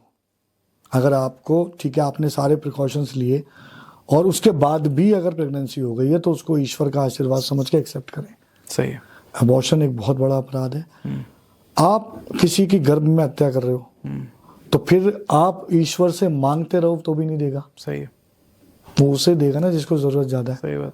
तो गर्भ स्तंभन भी होता है और गर्भ स्तंभन की वजह से ये सब क्रियाएं होती हैं। पर अच्छी बात इस केस में क्या हुई कि ईश्वर की कृपा से और परमात्मा के आशीर्वाद से उनके पहले एक बेटा हुआ, बहुत अच्छी बात, और फिर एक बेटी हुई और वो दोनों आज पूरी तरह स्वस्थ हैं और बहुत अच्छा जीवन जी रहे हैं। चलिए, ऊपर वाले की कृपा। जिनको डॉक्टर्स ने ये कहा था कि मेडिकली आपके बच्चा होना संभव नहीं है, आप उस पे जाइए, जो क्या बोलते हैं उसे, करवाते ना IVF पे, आप IVF पे जाइए।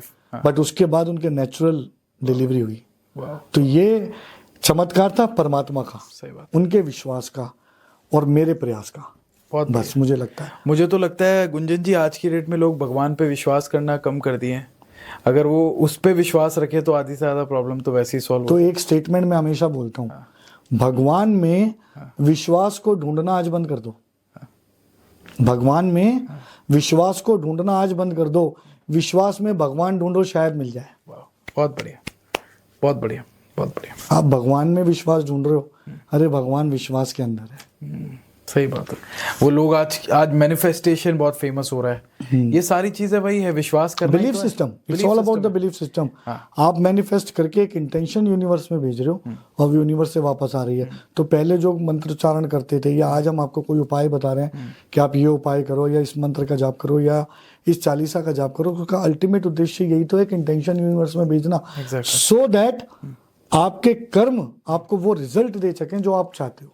बिल्कुल सही बात है, बिल्कुल सही बात है। लोग, बहुत सारे लोगों को नहीं समझ आता हम ये मंत्र क्यों पढ़ रहे हैं, ओम नमः शिवाय, ओम नमः शिवाय क्यों कर रहे हैं। आप अगर इस चीज को डिटेल में समझोगे तो आप एक फ्रीक्वेंसी भेज रहे हो ऊपर। देखो, इस सृष्टि में कुछ भी कभी खत्म नहीं होता। तो मेरे मुंह से निकली हुई ध्वनि कहीं जा ही रही है, वो कहीं ना कहीं जा रही है और वो वहीं जाएगी जिस तरह की बात मैं कर रहा हूँ, जहाँ उसे जाना चाहिए, और वहां से लौट कर एक कर्म के रूप में मेरे पास वापस आएगी, जिसके माध्यम से मेरे जीवन में परिवर्तन आएंगे। सही बात है, बहुत सही बात है। तो इसीलिए लोग ये भी कहते हैं कि अच्छा सोचना इज वेरी इंपॉर्टेंट। इसीलिए positive thinking, positive approach life की इंपॉर्टेंट है कि आप जैसे इंटेंशंस ऊपर डाल रहे हो वैसा रिजल्ट आपकी लाइफ में है। बिल्कुल बिल्कुल। और मैं ये भी कहूंगा, मैं जब ये पॉडकास्ट भी कर रहा हूँ, मुझे सामने एक कोट जो हमने लगाया वो दिख रहा है, when you think positive good things happen. मतलब ये सिंपल सी चीज है कि अगर आप अच्छा सोचोगे, अच्छा आपके साथ होगा। मैं आपको एक छोटा सा एग्जांपल है जिससे हर आदमी अभी रिलेट कर जाएगा। कोरोना में क्या हुआ है, गब्बर सिंह का डायलॉग, जो डर गया वो मर गया। मर गया। सही बात। तो जिसने नकारात्मक सोचा वो मर गया, बिल्कुल। और जिसने पॉजिटिव सोचा वो जिंदा रह उसको कोरोना छूकर ऐसे निकल गया जैसे कुछ था ही नहीं। बिल्कुल बिल्कुल। तो डर, नकारात्मक दृष्टिकोण, नेगेटिविटी, यही सब चीजें हमारे जीवन में दूषित कर्म लाते हैं और फिर हम उसका और परिणाम ये भी भुगतते हैं। है कि जो नेगेटिव ज्यादा है वो उन नेगेटिव एनर्जीज को भी और बड़ा कर रहा है, अट्रैक्ट कर रहा है। अट्रैक्ट कर रहा है। आप नकारात्मक सोच का मतलब है आप एक रिसोर्स हो नकारात्मक ऊर्जा को अपनी तरफ बुलाने के, और आप पर नकारात्मक ऊर्जा, again state of mind, giving a permission to a negative energy to capture you. बिल्कुल सही बात है। तो लोगों को, ये व्यूअर्स को समझना पड़ेगा कि आप अच्छा सोचें। अच्छा सोचने में ना कोई पैसे लगते हैं। पॉजिटिव सोचें, अच्छा सोचें, अपनी आध्यात्मिक यात्रा को बड़ा करें, और उस यात्रा में ईश्वर के प्रति अपने समर्पण भाव को बढ़ाएं। बिल्कुल। मैं ये नहीं कहता कि 2-2, 3-3, 4-4 घंटे पूजा करो, पर नियम से उसके सामने सच्ची श्रद्धा से प्रणाम करो, और कुछ अच्छे कर्म अपने जीवन में ऐड करो। तो कई दान पुण्य, कई ऐसे छोटे छोटे कर्म है जिसको करके आपका मन अगर संतुष्टि पा रहा है तो वही आपका अच्छा कर्म है, जो आपके जीवन में आपके होने वाले बुरी प्रभावों को खत्म कर देता है या बदल देता है। सही बात है, सही बात है। तो ये चीज लोगों को बिल्कुल करनी चाहिए। अभी हम षट कर्म के कौन से कर्म हमारे बाकी है? हमने उच्चाटन कर लिया, हमने विद्वेष, स्तंभन कर लिया, स्तंभन करा, उच्चाटन नहीं करा। उच्चाटन पे आ जाते हैं, उच्चाटन है इसके बाद। अच्छा, इसके बाद उच्चाटन। उच्चाटन क्या है? किसी व्यक्ति को एक स्थान से दूसरे स्थान पर ले जाना। जैसे तो ये पॉजिटिव दृष्टिकोण से भी है। हाँ। तो अगर कोई व्यक्ति ये चाहता है भाई मैं विदेश चला जाऊं, कोई ऐसी क्रिया मेरे साथ की जाए ताकि मैं वहां जाकर अच्छा काम कर पाऊं, तो ये उच्चाटन का हिस्सा है। लेकिन आजकल क्या हो रहा है, अगेन नकारात्मक दृष्टिकोण। तो एक इंसान को एक जगह से उठाकर दूसरी जगह सिर्फ इसलिए पटका जा रहा है कि भाई तेरी यहाँ जरूरत नहीं है, हम तेरे से द्वेष में हैं, या हम तेरे खिलाफ हैं, या तू यहाँ अच्छा कर रहा है और हमें पसंद नहीं आ रहा, या तू चला जाएगा तो हमारा ये फायदा हो जाएगा। तो उच्चाटन का प्रयोग एक व्यक्ति को एक जगह से दूसरी जगह पर, ये भी वो यंत्र वगैरह, यंत्र सब, इन सब के लिए अलग अलग मंत्र हैं। हाँ। अलग अलग प्रयोग हैं और अलग अलग चीजों का इस्तेमाल है। अच्छा। जैसे मैं बस एक छोटा सा बात बताऊं, ज्यादा डिटेल में बताऊंगा तो थोड़ा सा मुश्किल हो जाती है। कई बार लोग, मैंने पॉडकास्ट पे देखा है, नीचे कमेंट करते हैं कि ये बात यहाँ नहीं बतानी चाहिए थी, ये यूं बता दी। मैं उन लोगों को भी यही कहूंगा कि यहाँ कुछ भी बताने का उद्देश्य आपको ना डराना है, ना ही आपके मन में कोई भ्रम पैदा करना है। आपको बताना सिर्फ इसलिए कि एक अवेयरनेस है। सही। आप इस पॉडकास्ट को, इस जानकारी को अपने जीवन की सपोर्ट बनाएं, और ये आपके सपोर्ट, आपके ताकत के रूप में काम आए, ताकि आप उन परिस्थितियों से बच पाएं। तो जैसे बुद्धि स्तंभन में उल्लू के उदर का इस्तेमाल होता है। उल्लू का उदर क्या होता है? हार्ट। अच्छा, उल्लू का हार्ट। तो जिस पर बुद्धि स्तंभन हुआ उसको ठीक करने के लिए भी उल्लू के उदर की आवश्यकता है। हाँ।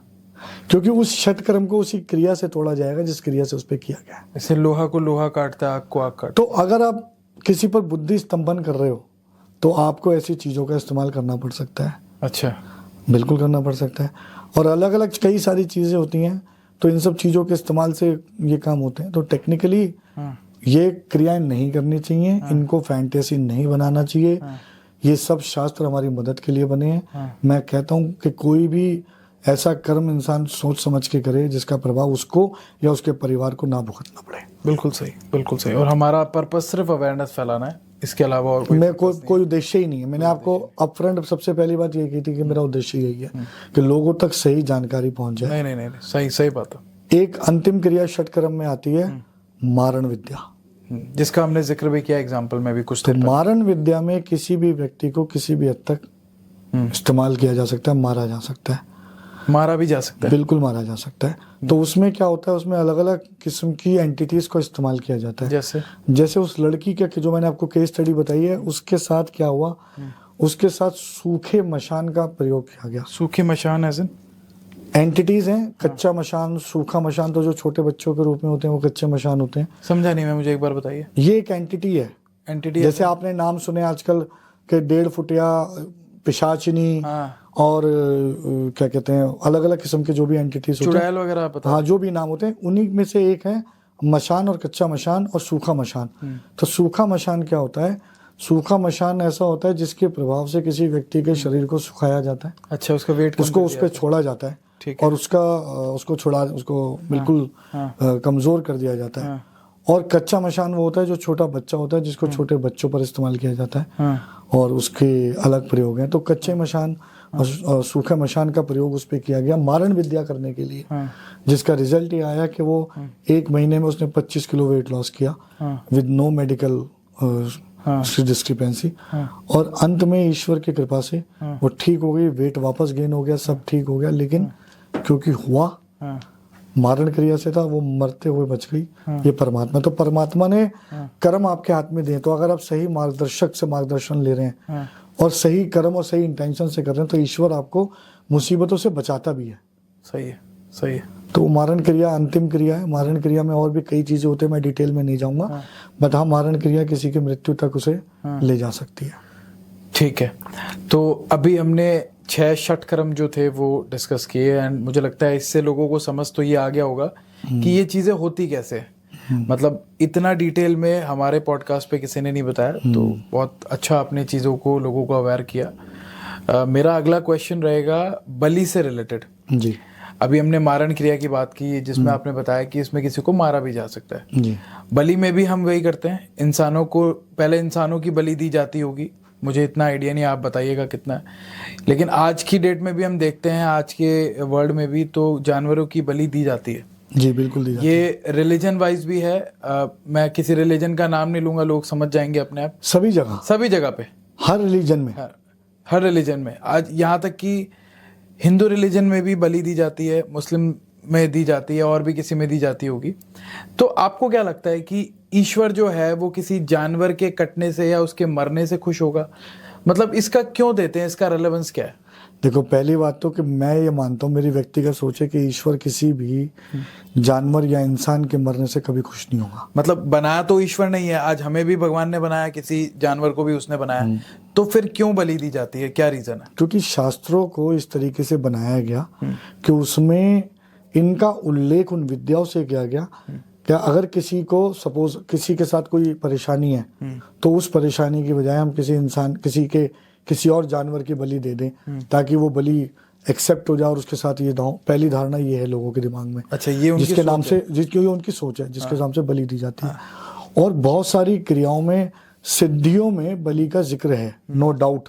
शास्त्रों में या घोर तंत्र में बलि का जिक्र है, लेकिन कोई भी बलि किसी इंसान को नुकसान पहुंचाने के दृष्टिकोण से नहीं बनी है।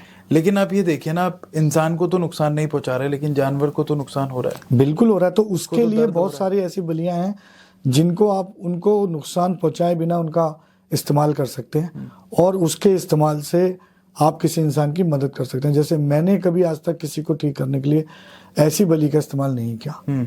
मेरा अपना प्रोसेस अलग रहा है। किया मैंने इन सब चीजों का इस्तेमाल, लेकिन उनका जो ऑलरेडी मृत है, सपोज कोई जानवर ऑलरेडी मृत है और मुझे उसके अवशेष चाहिए, तो वो मुझे मिल गए। ठीक है। उन अवशेषों से मैंने एक ऐसी बलि बनाई, कुछ सामान हमारा होता है जिसको इस्तेमाल किया, और फिर उसको मंत्रोच्चारण से उसकी प्रतिष्ठा की। अच्छा। और उसको एक सजीव बलि के रूप में देखना शुरू किया। ठीक है। और फिर उस सजीव बलि को किसी व्यक्ति को बचाने के लिए जो भी क्रिया उस पर की गई है, कोई भी एंटिटी, उस एंटिटी को प्रस्तुत किया, मंत्रों से उसको उस पर मनाया, उसको मंत्रों से प्रेशराइज किया, और फिर उसको उस बलि के साथ हमने प्रवाहित कर दिया। अच्छा। तो उस इंसान से अलग करके उसे बचा लिया गया। तो ये भी संभव है। सात्विक बलियों का भी बहुत प्रयोग हो जाता है। तो सात्विक बलि में नारियल, जायफल और नींबू तीनों का प्रयोग है। आज की डेट में तो यही ज्यादा होता है। ऐसा नहीं है। ऐसा नहीं है। तो जानवरों की बलि भी दी जाती है? बहुत दी जाती है, जानवरों की बलि दी जाती है, और किसी भी लेवल तक दी जाती है। आप कुछ बताइए थोड़ा इसके बारे में, केस या कुछ ऐसा कि कितना एक्सट्रीम है ये? देखो, अभी रिसेंटली मैं आपको एक एग्जांपल बताऊं। एक केस था कि एक व्यक्ति को, मतलब उसकी फैमिली में उसने बहुत छोटे समय में बड़ी सक्सेस ली और बहुत पैसा कमा लिया, बहुत पैसा, बड़ा घर, सब कुछ। और वो व्यक्ति रातों रात, मतलब कहते हैं ना कि किसी ने कुछ सालों में ही चमत्कार कर दिया, तो सबसे पहले आसपास वाले परिवार वालों में ईर्ष्या पैदा होती है। तो उन्होंने बहुत कोशिश की कि इसको कम कैसे किया जाए, इसको नुकसान कैसे पहुंचाया जाए, उसके साथ क्या क्या किया जाए।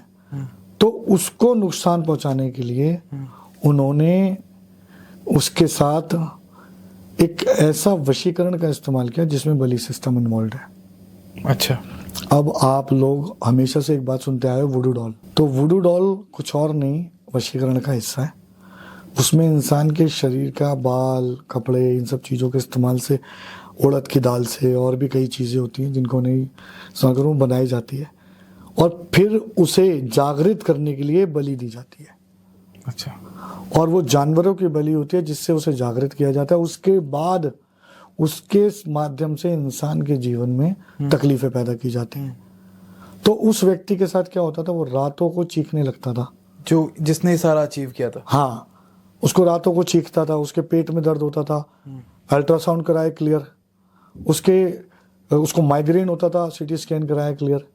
तो वो रोज चीखता था, परेशान होता था, आवाजें लगाता था, और एक वक्त ऐसा आया कि उसके साथ बुद्धि स्तंभन हुआ और उसने अपने सारे कपड़े उतारकर घर से बाहर भागना शुरू कर दिया। And I am talking about a person who was well qualified and rich enough. My God. उसने घर छोड़ के भागना शुरू कर दिया। उसके घर वाले पकड़ पकड़ के लाते थे, समझ ही नहीं आ रहा था हो क्या रहा है, क्योंकि उसको कंट्रोल करना शुरू कर दिया था। एक और चीज, जैसे मूवीज में दिखाते हैं वुडू डॉल में पिन चुभाई उसके दर्द हुआ, ये नहीं होता, नहीं होता, नहीं होता। Let's clear the concept. हाँ, मंत्रों की सिद्धि से कभी उसके सर में या शरीर में या कोई भी हम चीज पहुंचाना चाहते हैं तो एक समय लगता है, उस समय के माध्यम से उस तक वो चीज होती है जो कि लोग करते हैं, और उसमें बलियों का बहुत बड़ा रोल है। तो बलि दी गई, उसका इस्तेमाल किया गया। किसी देवी देवता को प्रसन्न करने में भी लोग बलियों का इस्तेमाल करते हैं। तो उस व्यक्ति को बचाना बड़ा मुश्किल हो गया था एक टाइम पे, and that was one of the dangerous case of my life, but touch wood, at the end of the day he survived, he is fit and fine, he is all fine. बहुत बढ़िया। ठीक है, तो बात यह है कि लोग हमारे शास्त्रों से ही निकली बहुत सारी कहानियां देवताओं को प्रसन्न करने के लिए बलियों का प्रयोग करते हैं, और ये मानते हैं कि उस बलि के बाद उन देवताओं से उन्हें वो सिद्धियां प्राप्त होंगी जिससे उनको फायदा होगा। ये तो आप कह रहे हैं कि तामसिक और सात्विक दोनों जगह ये यूज होता है। तामसिक, सात्विक और तांत्रिक। देखो, तांत्रिक और तामसिक और यांत्रिक लगभग सेम है। सात्विक बिल्कुल सात्विक हो गया जिसमें नींबू और ये सब चीज हो गए, और तांत्रिक इज समथिंग डिफरेंट जहां पर ज्यादातर पशुओं की या किसी की भी बलि का प्रयोग है। तो ऐसे भी जैसे उल्लू को काटा जाता है, बंदर को काटा जाता है, बिल्ली को काटा जाता है। आपने बकरा, भैंसा, ये सब तो बहुत सुना है, मैं जिनका नाम ले रहा हूँ, शमशान में इनको बहुत काटा जाता है। फिर इनके शरीर के जो ऑर्गन है उनका इस्तेमाल करके बहुत सारी चीजों का प्रयोग किया जाता है। तो ये तो शास्त्रों में उल्लेख भी है। अब वो है क्यों है, किस लिए, ये तो अलग बात है, लेकिन नकारात्मक सिद्धियों को सिद्ध करने के लिए इनका प्रयोग होता है। तो दो तरह की एंटिटी हो गई, एक सात्विक जैसे दैवीय शक्ति है, तो लोग आज कालिका सिद्धि के नाम पर भी बहुत बलि करते हैं। मैं समझता हूँ कालिका को अगर आप जयफल भी चढ़ा रहे हो तो एक जयफल एक इंसान की बलि के बराबर माना गया है। तो एक जयफल अगर आप मंत्र उच्चारण और पूजा पाठ से चढ़ा दो तो वो भी बहुत है। लेकिन आज भी डेट में हम देखते हैं कामाख्या मंदिर है, मैं खुद वहां पे गया हुआ हूँ गुवाहाटी में, वहां पे बलियां ओपनली चलती है, ओपनली चलती हैं, और वो माता को बलि चढ़ाते हैं। देखो क्या रीजन है? मैं बता रहा हूँ ना, हमारे शास्त्रों में बहुत पुरानी धारणा है कि इससे देवी प्रसन्न होगी, देवी आशीर्वाद देगी। मेरा व्यक्तिगत मानना है, मैं किसी को ऑफेंड करने के लिए नहीं बोला, पर मेरा मानना ये है कि अगर इसका कोई ऑल्टरनेटिव शास्त्रों में है तो प्लीज उसे अपनाएं, जानवरों की बलि ना दी जाए। मैं तो ये भी कहूंगा कि हर रिलीजन में कुछ ना कुछ ऐसे स्कोप होने चाहिए जहाँ पे हम उस चीज को इम्प्रूव कर पाए। देखो, कुछ चीजें बदलनी शुरू हुई। हाँ। जैसे कामाख्या में ही एक क्रिया शुरू होती है कि जो लोग कबूतर की बलि देते थे, अब वहीं पर उन्होंने इम्प्रोवाइज करके कबूतर को छुड़वाना शुरू कर दिया हाथ से। बहुत बहुत अच्छी चीज है, मैंने वहां देखा है। तो लोगों ने कबूतर हाथ में लिया, उड़ाया उसको, और उस पे जो भी अपने आपने सिद्धि थी अपने मंत्रों से उसको कहा भाई जो भी हमारी तकलीफ है इसके माध्यम से दूर चली जाए। तो कबूतर को उड़ाया, वो जाकर कामाख्या के गुम्बद पे बैठ गया। ठीक है, अब प्रॉब्लम क्या है, कमर्शलाइजेशन क्या है। सुबह से शाम तक कबूतर छोड़े, सारे कबूतर शाम को पकड़े और फिर उन्हीं को इस्तेमाल करके दोबारा उड़ा दिया। चलिए, उससे किसी की मृत्यु तो नहीं हो रही, लेकिन बच रहा है, बस तो रहा है। तो ये भी एक माध्यम है। कुछ लोग और क्या कर रहे हैं, जो थोड़े से एडवांस हो गए लेकिन डर अभी भी कायम है कि हमारे कुल में, वंश में बलि दी जाती है, तो कहते हैं भाई एक बकरे को ले आओ, इसके कान काट के छोड़ दो। अच्छा, कान पे हल्का सा कट लगाओ, ब्लड निकल गया, बलि हो और हमने बलि हो गई। वो फिर भी अच्छा ऑप्शन है कि आप पूरा काट रहे हो, बेचारे को मार रहे हो। मैं समझता हूँ कि मैं अपने सुई चुबा के नहीं दिखा सकता। आप उसके कान पे कैसे कुछ छुरी चला रहे हो, हम जस्टिफाई तो नहीं कर सकते। बट हाँ कि लेकिन जो बंदा पूरा ही काट रहा था उससे अच्छा उसने बेटर देन दी वर्स्ट, तो ये भी अब होने लगा। हाँ। तो इसमें बकरे पर, भैंसे पर, सब पर हो रहा है ये। हाँ। ये मुझे लगता है कि एक धर्म में इतना स्कोप होना चाहिए कि हम उसकी, अगर कुछ हमें लग रहा है कि वो चीज़ सही नहीं है तो उसको इम्प्रूव कर सके। तो क्या हमारे शास्त्र इतने ओपन है कि अगर हम कोई चेंजेस कर भी रहे हैं, लेट्स से हम कहते हैं कि आपने बताया कि कामाख्या में कबूतर वापस उड़ाने लग गए, तो ये कबूतर उड़ाने वाली बात या कबूतर की बलि देने वाली बात क्या शास्त्र में लिखी है, पहला क्वेश्चन। और क्या हमारे शास्त्र इतने ओपन है कि अगर हम उसको चेंज कर रहे हैं तो वो चीज़ सही रहेगी या उस चीज़ को नेगेटिव तौर पे नहीं देखा जाएगा? देखो, शास्त्रों के बाद बहुत सारी विद्याएं भी आई और समय समय पर उनमें चेंजेस हुए, अतिशोक्ति वर्णन हुए, या जिसने जिस तरह की सोच रखी वो चेंजेस होकर हम तक पहुंचे। तो कई किताबों में, कई विद्याओं में बलियों का जिक्र है। मेरा एक मानना ये है कि at the end of the intention does matter. अब वो इंटेंशन कैसे काम करती है, ईश्वर ने इंसान को इतनी तर्क शक्ति दी है कि आप किसी भी बड़े से बड़े ग्रंथ को गलत साबित कर दो। सही है, दी है, सही है। मैं एक एग्जांपल देता हूँ। एक सवाल है, इसको मैं किसी की भावना, धार्मिक भावना को आहत करने के लिए नहीं कह रहा, बस समझाने के दृष्टिकोण से बता रहा हूँ। मैं खुद बजरंगबली का बहुत बड़ा भक्त हूँ और उनको बहुत मानता हूँ। रामायण में उल्लेख है, रामायण से पहले ये उल्लेख है कि बजरंगबली ने, हनुमान जी ने बचपन में एक सूर्य निगल लिया। सही है, सबने सुनी है कहानी, जिसमें करोड़ों पृथ्वियां समा जाए। एक सूर्य इतना बड़ा है जिसमें करोड़ों पृथ्वियां समा जाए। अब इसकी कैलकुलेशन कैसे करोगे आप, करो। करोड़ों पृथ्वी समा जाए, सूर्य इतना बड़ा है जिसे उन्होंने बचपन में निगल लिया। पर जब वो बड़े हुए, उन्हें एक पृथ्वी के, एक समुद्र को लांघने के लिए उड़कर जाना पड़ा। ये है तर्क शक्ति। सही है, सही बात है, सोचने वाली लेकिन बात है। वो ग्रंथ, वो शास्त्र हमें उसमें त्रुटि निकालने के लिए नहीं, उससे सीखने के लिए मिला है। तो उसमें जो भी अच्छाई या बुराई है वो सीखो। अगर आप भगवान श्री राम को एक मर्यादा पुरुषोत्तम राजा के रूप में देखते हो तो वो बहुत बड़े राजा थे, एक मर्यादा पुरुषोत्तम इंसान थे, एक आदर्श पुत्र थे। पर कभी कभी ये कहा जाता है वो आदर्श पति नहीं थे, माना जाता है। लेकिन उसमें भी तर्क दिए जाते हैं कि वो उनकी लीला थी, लीला थी और प्रजा उनके लिए प्रथम थी। तो मैं ये कह रहा हूँ, ठीक है, मैं भी उसे लीला मानता हूँ भाई, मेरे लिए भी भगवान श्री राम बहुत आदरणीय है और सर्वोपरि है। पर एक बात जो है कि आपने उस शास्त्र से क्या सीखा, अच्छी चीजें क्या सीखी, तो वो हमें सिखाने के लिए हैं। तर्क शक्ति तो किसी को भी गलत साबित कर सकती है। तो अंत में अगर कोई भी बलि सिस्टम आपकी तर्क शक्ति को बचाकर आपको संतुष्टि दे रहा है और आप बलि को बचाकर कोई और प्रयोग कर रहे हो और आपको संतुष्टि मिल रही है, तो at the end of the day वो इंटेंशन है जो यूनिवर्स में गई है। आपने ईश्वर के आगे हाथ जोड़े, प्रणाम किया, अपनी प्रार्थना की और बिना बलि के उससे कुछ मांग लिया। तो अगर आपको वो बिना बलि के मिल गया तो आपके लिए कोई प्रॉब्लम नहीं है। आप सुपारी चढ़ा रहे हो, आप जायफल चढ़ा रहे हो, आप नींबू चढ़ा रहे हो, आप नारियल चढ़ा रहे हो, तो वो ये भी बहुत अच्छा है। आपकी इंटेंशन जा रही है ना ऊपर, भगवान तय करे।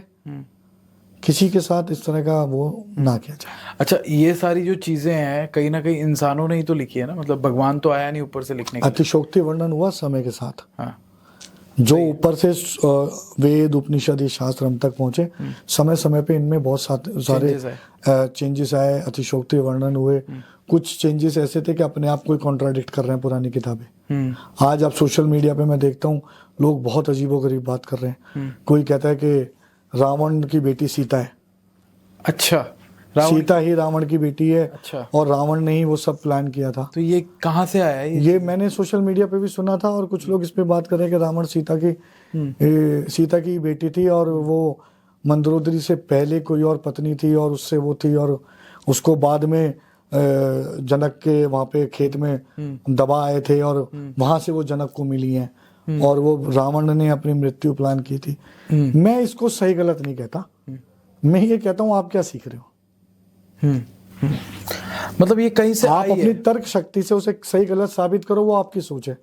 लेकिन आप उससे सीखकर अपने जीवन में क्या सकारात्मक परिवर्तन ला रहे हो, पॉजिटिव चेंजेस ला रहे हो, वो इम्पोर्टेंट है। गीता को मानना अच्छा नहीं है, गीता की मानना अच्छा है। और गीता को पढ़कर अपने जीवन में परिवर्तन लाना और कर्मों को बदलना अच्छा है। गीता को घर में धूप बत्ती आप दिखाओ, वो किसी काम की नहीं है। सही बात है। कितनी दुर्भाग्य की बात है कि कबीर जीवन भर मूर्ति पूजा के विरोध में रहे, लोग उन्हीं की मूर्तियां बना के पूजा कर रहे हैं। ठीक बात है। सही बात है, सही बात है। एक मेरा और सवाल आ रहा है, अभी हमने बात की बलि की कि ये बलि सिस्टम है, ये हमारे ग्रंथों में लिखा है, कहीं ना कहीं इनका उल्लेख है। हमारे ग्रंथ नहीं, हम कहते हैं बहुत सारी किताबों और बहुत सारे ज्ञान और बहुत सारी विद्याओं में हम इनका जिक्र है। ऐसा कहते हैं तो मुझे लगता है ज्यादा बेहतर फिल्टर होगा। ठीक है। और ये सिर्फ एक रिलीजन की बात नहीं है, ये बहुत सारे रिलीजन्स में अलग अलग तौर पे अलग अलग टाइम पे इसको बताया गया है, और लोग भी इस चीज को जानते हैं कि बलियां होती आई है, आज भी होती है। अभी उनके तर्क शक्ति पर है, अगर वो इसको सही मानते हैं वो उनकी चॉइस है, लेकिन मेरे या आप जैसे हम डिस्कस कर रहे हैं और हमारा एक म्यूचुअल इसमें अग्री है, हम दोनों ही इस चीज को अग्री करेंगे कि आप किसी जानवर को तकलीफ पहुंचा के वो चीज करो, इससे अच्छा अगर आप बाकी चीजें कर लेते हो तो दैट्स जो अल्टरनेट मिल रहा है और आपका मन संतुष्ट हो रहा है, हाँ, और आपका काम हो रहा है। देखो पता है, अगर बिलीफ सिस्टम काम ना करे तो मैं कई लोगों को ये बात अपफ्रंट बोलता हूँ, अगर आपका बिलीफ काम नहीं करेगा तो भगवान विष्णु शंख चक्र गदा पद्म पहने हुए 8 हाथ लेके आपके सामने खड़े होंगे और आपके किसी काम नहीं आएंगे। सही बात है, क्योंकि बिलीफ सिस्टम नहीं है। और बिलीफ सिस्टम काम कर रहा है तो मामूली से लौंग कपूर की भेंट पर भी परमात्मा आपके लिए सारे काम बना देगा।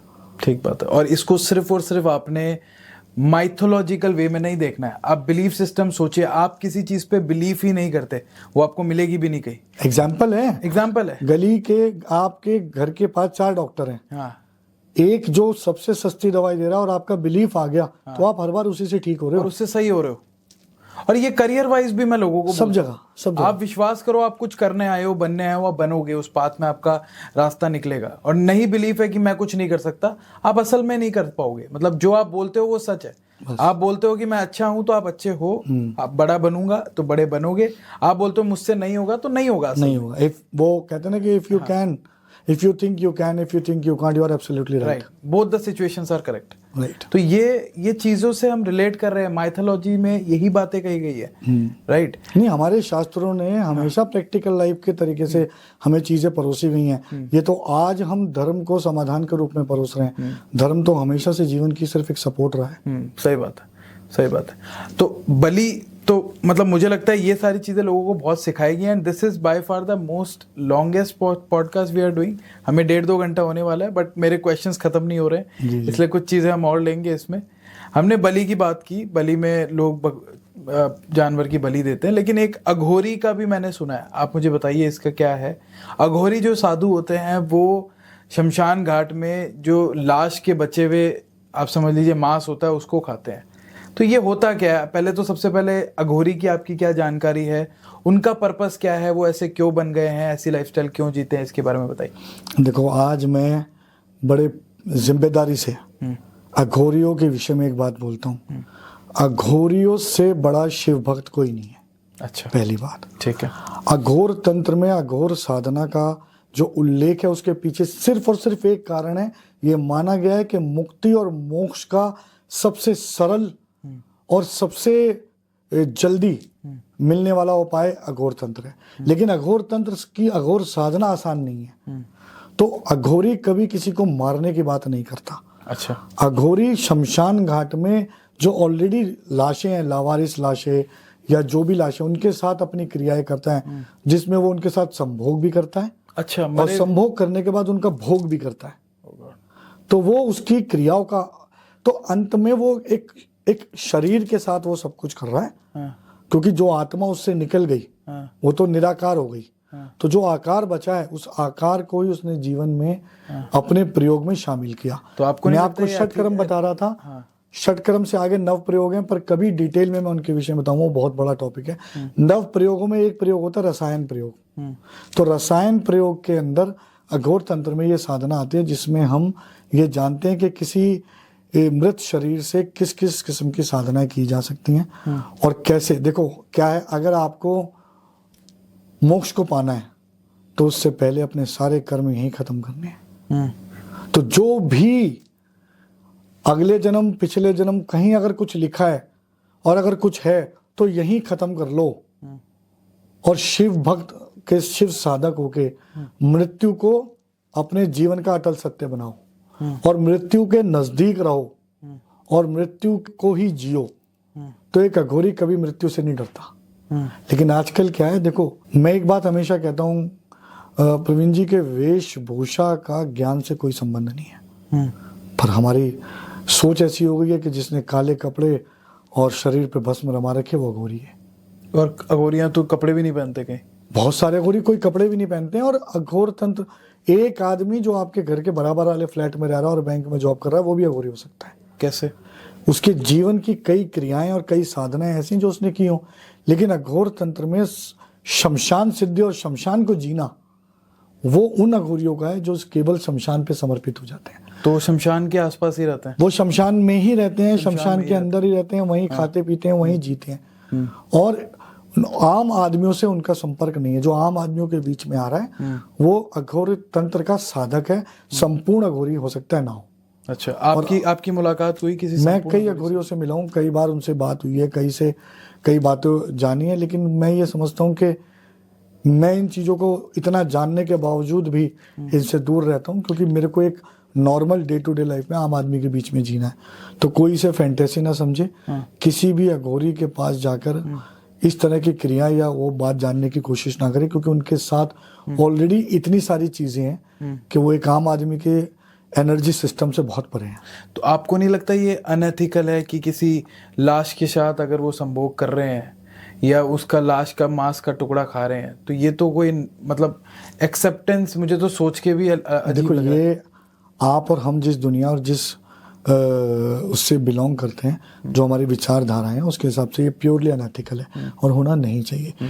लेकिन उनके नज़रिए से जो चीज़ उन्होंने सीखी, जो उन्होंने सीखा, जो उनको समझाया गया या जो साधनाएं उन्होंने की, उनके हिसाब से ये एक रास्ता है अपने ईश्वर को पाने का। अच्छा, तो ये आया कहाँ से, ये शुरू कहाँ से हुआ? कि या इसकी क्या कोई बुक लिखी हुई है, या इसके जो मंत्र है, या जो इसके जो ये होता कैसे, ये कहाँ से आया? देखो अघोर तंत्र की बहुत किताबें, लेकिन एक जो सबसे फेमस किताब जिसका नाम लगभग सब लोगों ने थोड़ा बहुत सुना है, वो है वृहद इंद्रजाल। वृहद इंद्रजाल। तो इंद्रजाल के नाम से बहुत लोग जानते हैं, लेकिन आजकल जो इंद्रजाल मार्केट में है वो बहुत सारा अमेंडेड है, उसमें बहुत सारे चेंजेस हैं, और वो इसीलिए किए कि एक आम आदमी उसको गलत प्रयोग ना करे। अगर किसी के पास 100 साल से पुराना इंद्रजाल होगा तो उसमें इन सब क्रियाओं का जिक्र आपको देखने को मिल जाएगा। अच्छा, और वो आज की डेट में भी मार्केट में अवेलेबल है? मार्केट में बहुत कम होगा। किसी साधक के पास हो सकता है, किसी ऐसे व्यक्ति के पास हो सकता है जिसने साधनाएं की, जिसको गुरुओं से मिला, क्योंकि ज्यादातर गुरु उसको अक्सर डिस्ट्रॉय कर दिया करते थे। आपके पास ये इस चीज की अवेलेबिलिटी है? मैं बाई क्यूरियोसिटी पूछ रहा हूँ, आप नहीं बताना चाहेंगे इस बारे में? चलिए कोई बात नहीं, मैं फोर्स नहीं करूँगा आपको। और मुझे इस पॉडकास्ट में बहुत सारी चीज़ें डिटेल में पता लगी, और मुझे लगता है कि लोगों को भी वो चीज़ फील हो रही होगी कि 1.5-2 घंटा हमें होने वाले हैं चीज़ों को। मैं अघोरी वाला टॉपिक कभी हम और बहुत डिटेल में डिस्कस करेंगे। मैं लोगों को बोलूँगा कि अगर उनको इस चीज़ के बारे में जानना है, हालांकि हम यहाँ ये प्रमोट नहीं कर रहे कि आप इस चीज़ को करके देखें, बट इट जस्ट दैट कि कई ऐसे लोग हैं जो इस चीज़ को कर रहे हैं, तो हम उनके बारे में ज़्यादा जानना चाहते हैं। वही हमारी क्यूरोसिटी है, और सिर्फ हम अवेयरनेस फैलाना चाहते हैं। अभी हम उस टॉपिक पे आते हैं जो हमने बताया था कि कुछ उपाय देंगे छोटे छोटे जो वो कर सकते हैं। आपने बताया था कि कुछ टेस्ट आप लोगों को बताएंगे, उसको आप बताइए, उसके बाद हम इस पॉडकास्ट को सम अप करते हैं। देखो जैसे मैंने सिम्टम्स बताए, अगर ऐसे कोई सिम्टम्स आप अपने घर में या अपने व्यक्तिगत जीवन में महसूस कर रहे हैं, तो आपको क्या करना है, कुछ एक सिंपल सा टेस्ट मैं जो सबको बताता हूँ वो बहुत कॉमन है और बहुत इंपॉर्टेंट है। और ये सिर्फ टेस्ट है, पहली बात, क्योंकि कई बार आदमी उस टेस्ट के स्वरूप को देख के सोचता है हम कोई क्रिया तो नहीं कर रहे। ये कोई क्रिया नहीं है, this is just a simple test. तो आप एक नींबू लो, नींबू में दोनों साइड ऑलपिन डालो, ठीक है। ऑलपिन डालने के बाद उसे लाल रंग के कपड़े में बांधो, ठीक है। और सैटरडे के दिन के समय घर में ऐसे स्थान में रखो ना उस पर हाथ लगे ना झाड़ू, ठीक है, ठीक है। और ट्यूसडे तक उसका इंतजार करो। ट्यूसडे के दिन उस नींबू को बाहर निकालो, एक नाइफ लो, नींबू को कपड़े से बाहर निकाल के व्हाइट पेपर पे रखो, एक नाइफ लो, नाइफ को गंगा जल से शुद्ध करो और उस नींबू को काटो। अगर आपको उसमें कोई भी ऐसे परिवर्तन दिख रहे हैं जो कि नॉर्मल नहीं है, क्योंकि नींबू एक ऐसा फल है सड़ भी जाए तो उसके रस का कलर बदलता नहीं है। अच्छा। तो 3 दिन में तो बहुत कुछ नहीं बदलेगा। तो अगर बीज का रंग बदल गया है, रस का कलर बदल गया है, नींबू में अलग से कोई रंग आ रहा है, रस लाल रंग का हो गया, हरे रंग का हो गया, अंदर कालापन आ गया, तो अगर ऐसा कुछ आपको लगता है तो ये एक टेस्ट है कि आप अवेयर हो जाएं कि कोई ना कोई नकारात्मक ऊर्जा आपके घर में है। नींबू रखने से पहले, नींबू काटने से पहले और नींबू काटने के बाद उसकी फोटोज जरूर लें। और अगर आप उसको समझ नहीं आ रहा तो आप किसी भी माध्यम से मार्गदर्शक तक उन फोटोज को पहुंचाएं और उसको उससे समझें कि क्या परिवर्तन है। अब अगर आपको लगता है कि कुछ है, जैसे इस टेस्ट में आपको कुछ नजर आ जाता है, तो आपको क्या करना है? आप कुछ छोटे छोटे सरल उपाय, एक शुद्धिकरण का प्रोसेस है, आप जो सबसे पहले अपने घर में कीजिए, आप गंगा जल लेके नीम की टहनी से अपने घर के हर एक कोने में गंगा जल का छिड़काव करें और एक कंद का कपड़ा आता है ब्लैक कलर का पूजा का, उसमें 1.25 किलो 7 अनाज मिक्स करके डालें। अब उसको ये 2 लोग मिलकर ये उपाय करेंगे। पहले वाला पूरे घर में छिड़काव कर रहा है गंगा जल का, दूसरा उसके पीछे पीछे जहाँ छिड़काव हुआ है वहां उस 7 अनाज को टच कर रहा है, टच कर रहा है। हाँ, जब पूरे घर में ये समाप्त हो गया तो अंत में बचा हुआ गंगा जल घर के मेन गेट पे दोनों साइड आप डाल दो और उस 7 अनाज को आप और बची हुई नीम की टहनी को बहते हुए पानी में पानी की दिशा में बहाएं। इसके 2 वो निकलते हैं कि हे ईश्वर, अगर कोई भी विपत्ति हम पर या हमारे घर परिवार पे थी तो इस अन्न पे आए और इस अन्न के माध्यम से हम इसको पानी की दिशा में बहा रहे हैं, उसके जीवन को आगे मुक्ति मिले और आगे जाए।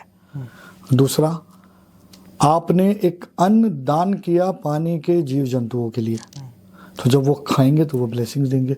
तो आपसे एक दान भी हो गया जो राहु का शनि का दान होता है, जिससे जुड़ी हुई नकारात्मक ऊर्जाएं होती हैं। तो ये उपाय एक ऐसा उपाय है जो एक साधारण आदमी कभी भी कर सकता है और उसके बाद आप अपने घर में ऑटोमेटिकली कुछ पॉजिटिव चेंजेस महसूस करेंगे। But again belief system will come into the place. मतलब अगर आपको बिलीफ नहीं है तो वो रिजल्ट भी नहीं, कोई रिजल्ट नहीं है, कोई भी रिजल्ट नहीं है। बिलीफ है तभी करे इस चीज को। और अगर आपको बहुत स्ट्रांगली लगता है कि कुछ है ही और कुछ ऐसी चीजें हो गई हैं और हो रही हैं आपके साथ और अभी आप किसी सही मार्गदर्शक से नहीं मिल पा रहे और कुछ नहीं हो पा रहा, तो बाजार में एक जड़ी बूटी है जिसे बीका माली बोलते हैं। अच्छा। बहुत आसानी से नहीं मिलती। ठीक है। आजकल कुछ वेबसाइट्स भी दे रही हैं, बट अगर आप इनकी खान में या किसी अच्छी जगह पहुंचेंगे, जैसे दिल्ली में चांदनी चौक में खारी बावली है, आप वहाँ डिटेल में पहुंचेंगे तो वहाँ मिल जाएगी। उसको आप लें और गोबर के उपले छोटे छोटे, तो छोटे से टुकड़े को पूरी तरह आंच पे अग्यारी की तरह रेडी कर लें और रात को सोने से पहले आधा चम्मच उस पर डाल के पूरे घर में घुमा के अपने घर के मेन गेट के राइट हैंड साइड पे रख दें। ये एक ऐसी क्रिया है जो सबसे साधारण है और ऐसा माना गया है शास्त्रों में कि अगर बीका माली की धुनी दी गई है तो पड़ोस में से भी नेगेटिविटी खत्म हो जाएगी। तो लोग आज तक केवल लोबान और गूगल के बारे में जानते थे। मैं आपको उनसे भी ऊपर कुछ अगर है पैरानॉर्मल में तो वो बीका माली है और यही बीका माली अगर किसी के द्वारा अभिमंत्रित हो जाए तो इसकी ताकत और बढ़ जाती है। तो इसका प्रयोग है, ये साधारण आदमी कर सकता है। सही है। तो पैरानॉर्मल से और जनरली हमें क्या चीज़ करनी चाहिए? अगर आपको अपने कॉर्पोरेट ऑफिस में, घर परिवार में किसी सदस्य से नकारात्मक ऊर्जा महसूस हो रही है या आपको नेगेटिव वाइब्रेशंस हैं या आपको महसूस हो रहा है कि ये व्यक्ति हमारे लिए अच्छा बुरा साबित हो सकता है, तो कोशिश करो कि उसके घर की बनी हुई कोई सफ़ेद चीज़ जल्दी से आप ना खाएं। अच्छा।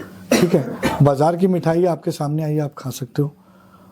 और अपने बच्चों और परिवार को बचाने के लिए अगर आपके लिए छोटी छोटी चीज़ें, जैसे रुद्राक्ष बहुत आसानी से मार्केट में मिल जाते हैं, अच्छे और ओरिजिनल रुद्राक्ष यदि आपको मिल जाए या किसी गुरु के माध्यम से वो आपको मुफ्त मिल जाए ब्लेसिंग में, तो उससे बढ़कर तो कुछ भी नहीं होता। तो 5 मुखी रुद्राक्ष या 2 मुखी रुद्राक्ष आसानी से मिल जाते हैं। सर्वोपरि नेपाली, उसके बाद इंडियन और उसके बाद इंडोनेशियन, इसके अलावा और कुछ नहीं। इन रुद्राक्ष को एक लाल धागे में अपने गले में धारण कर लें तो कई नकारात्मक ऊर्जाओं से आप वैसे भी बच जाएंगे। तो आपको मुझे किसी ने बताया कि रुद्राक्ष पहनने के बहुत सारे नियम पालन करने पड़ते हैं, तो ये वो भी है? देखो, सब लोगों ने अलग अलग धारणा, अलग अलग कहानियां बना रखी हैं। मैं ये मानता हूँ अगर आप ईश्वर को किसी भी रूप में अपने शरीर पर अपने ऊपर अपना रहे हैं तो उसकी इंटेंशन है। मैं एक छोटी सी बात बताता हूँ आपको क्या लगता है मंदिर में भगवान रहते हैं? मानने वाले पे डिपेंड करता है। मेरा मानना है कि मंदिर में भगवान होते ही नहीं है। भगवान की मूर्तियाँ हैं मूर्तियां। मंदिर भगवान से मिलने का स्थान है, जैसे खाना खाने के लिए रेस्टोरेंट और फिल्म देखने के लिए सिनेमा। सही है। तो वो सर्वोपरि वो माहौल और वो पवित्रता की वजह से हम वहां पे उससे माहौल मिलते कह हैं। सकते तो आपका ईश्वर आपके साथ मंदिर में घुस रहा है और आपके साथ निकल जाता है।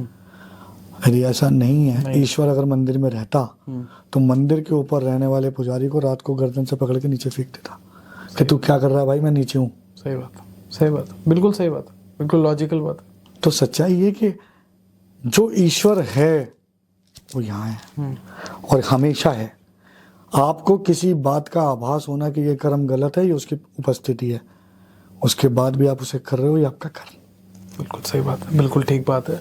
और मैं व्यूअर से भी कहूँगा, अगर आप इस पॉइंट तक देख रहे हैं, बहुत सारी चीज़ें आप सीख कर गए होंगे और हमारा इंटेंशन यही रहता है कि अवेयरनेस फैले।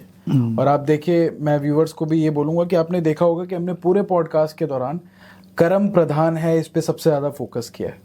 अगर आपके कर्म अच्छे नहीं हैं तो आप पे ज़्यादा चांसेस है कि ब्लैक मैजिक हो सकते हैं, आपको रिजल्ट नहीं मिलेंगे, फिर आप उसको शॉर्टकट को देखने के लिए कहोगे कि किसी ने मुझ पे कर दिया है। तो ऐसा सब कुछ ही नहीं होता, आपको अपने कर्म भी देखने हैं। और ये सारी चीज़ें भी जो गुंजन जी डिस्कस कर रहे हैं ये होती होंगी, राइट। जिसके साथ हो रही है वो इस चीज़ को ज़्यादा जान पाएगा, लेकिन कर्म इस सबसे इम्पोर्टेंट, सर्वोपरि, राइट। आप कुछ मैसेज देना चाहेंगे हमारे व्यूवर्स को? मैं बस यही कहूँगा, क्योंकि कई बार क्या होता है, आप पॉडकास्ट देख के अपने नज़रिए से चीज़ों को देख रहे हो, वो बिल्कुल सही है। मेरा अपना भी उद्देश्य यही है कि मैं सिर्फ आप तक जानकारी पहुंचा रहा हूँ। ये जरूरी नहीं है कि जो मैंने बातें बोली वो सब कुछ सत्य हो। सही है। मैंने अपनी नॉलेज, अपनी ज्ञान, अपने गुरुओं से जो दीक्षा मिली उसके आधार पर बहुत कुछ बोला है और मैं पूरी तरह से इस बात को मानता हूँ कि मैं भी सही गलत हो सकता हूँ। सही।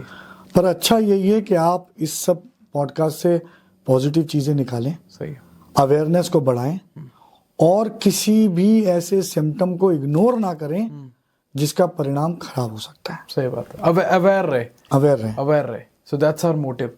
सो thank you so much Gunjan ji, आप आए। आज पता ही नहीं लगा टाइम कैसे निकल गया। ये सबसे लॉन्गेस्ट पॉडकास्ट होगा शायद चैनल पे, और बहुत अच्छा लगा मुझे बात करके। एंड हम आपको वापस से बुलाएंगे और एक और डिटेल में आपके साथ कोशिश करेंगे पॉडकास्ट करने की। Thank you so much. Thank you so much. Thank you ji.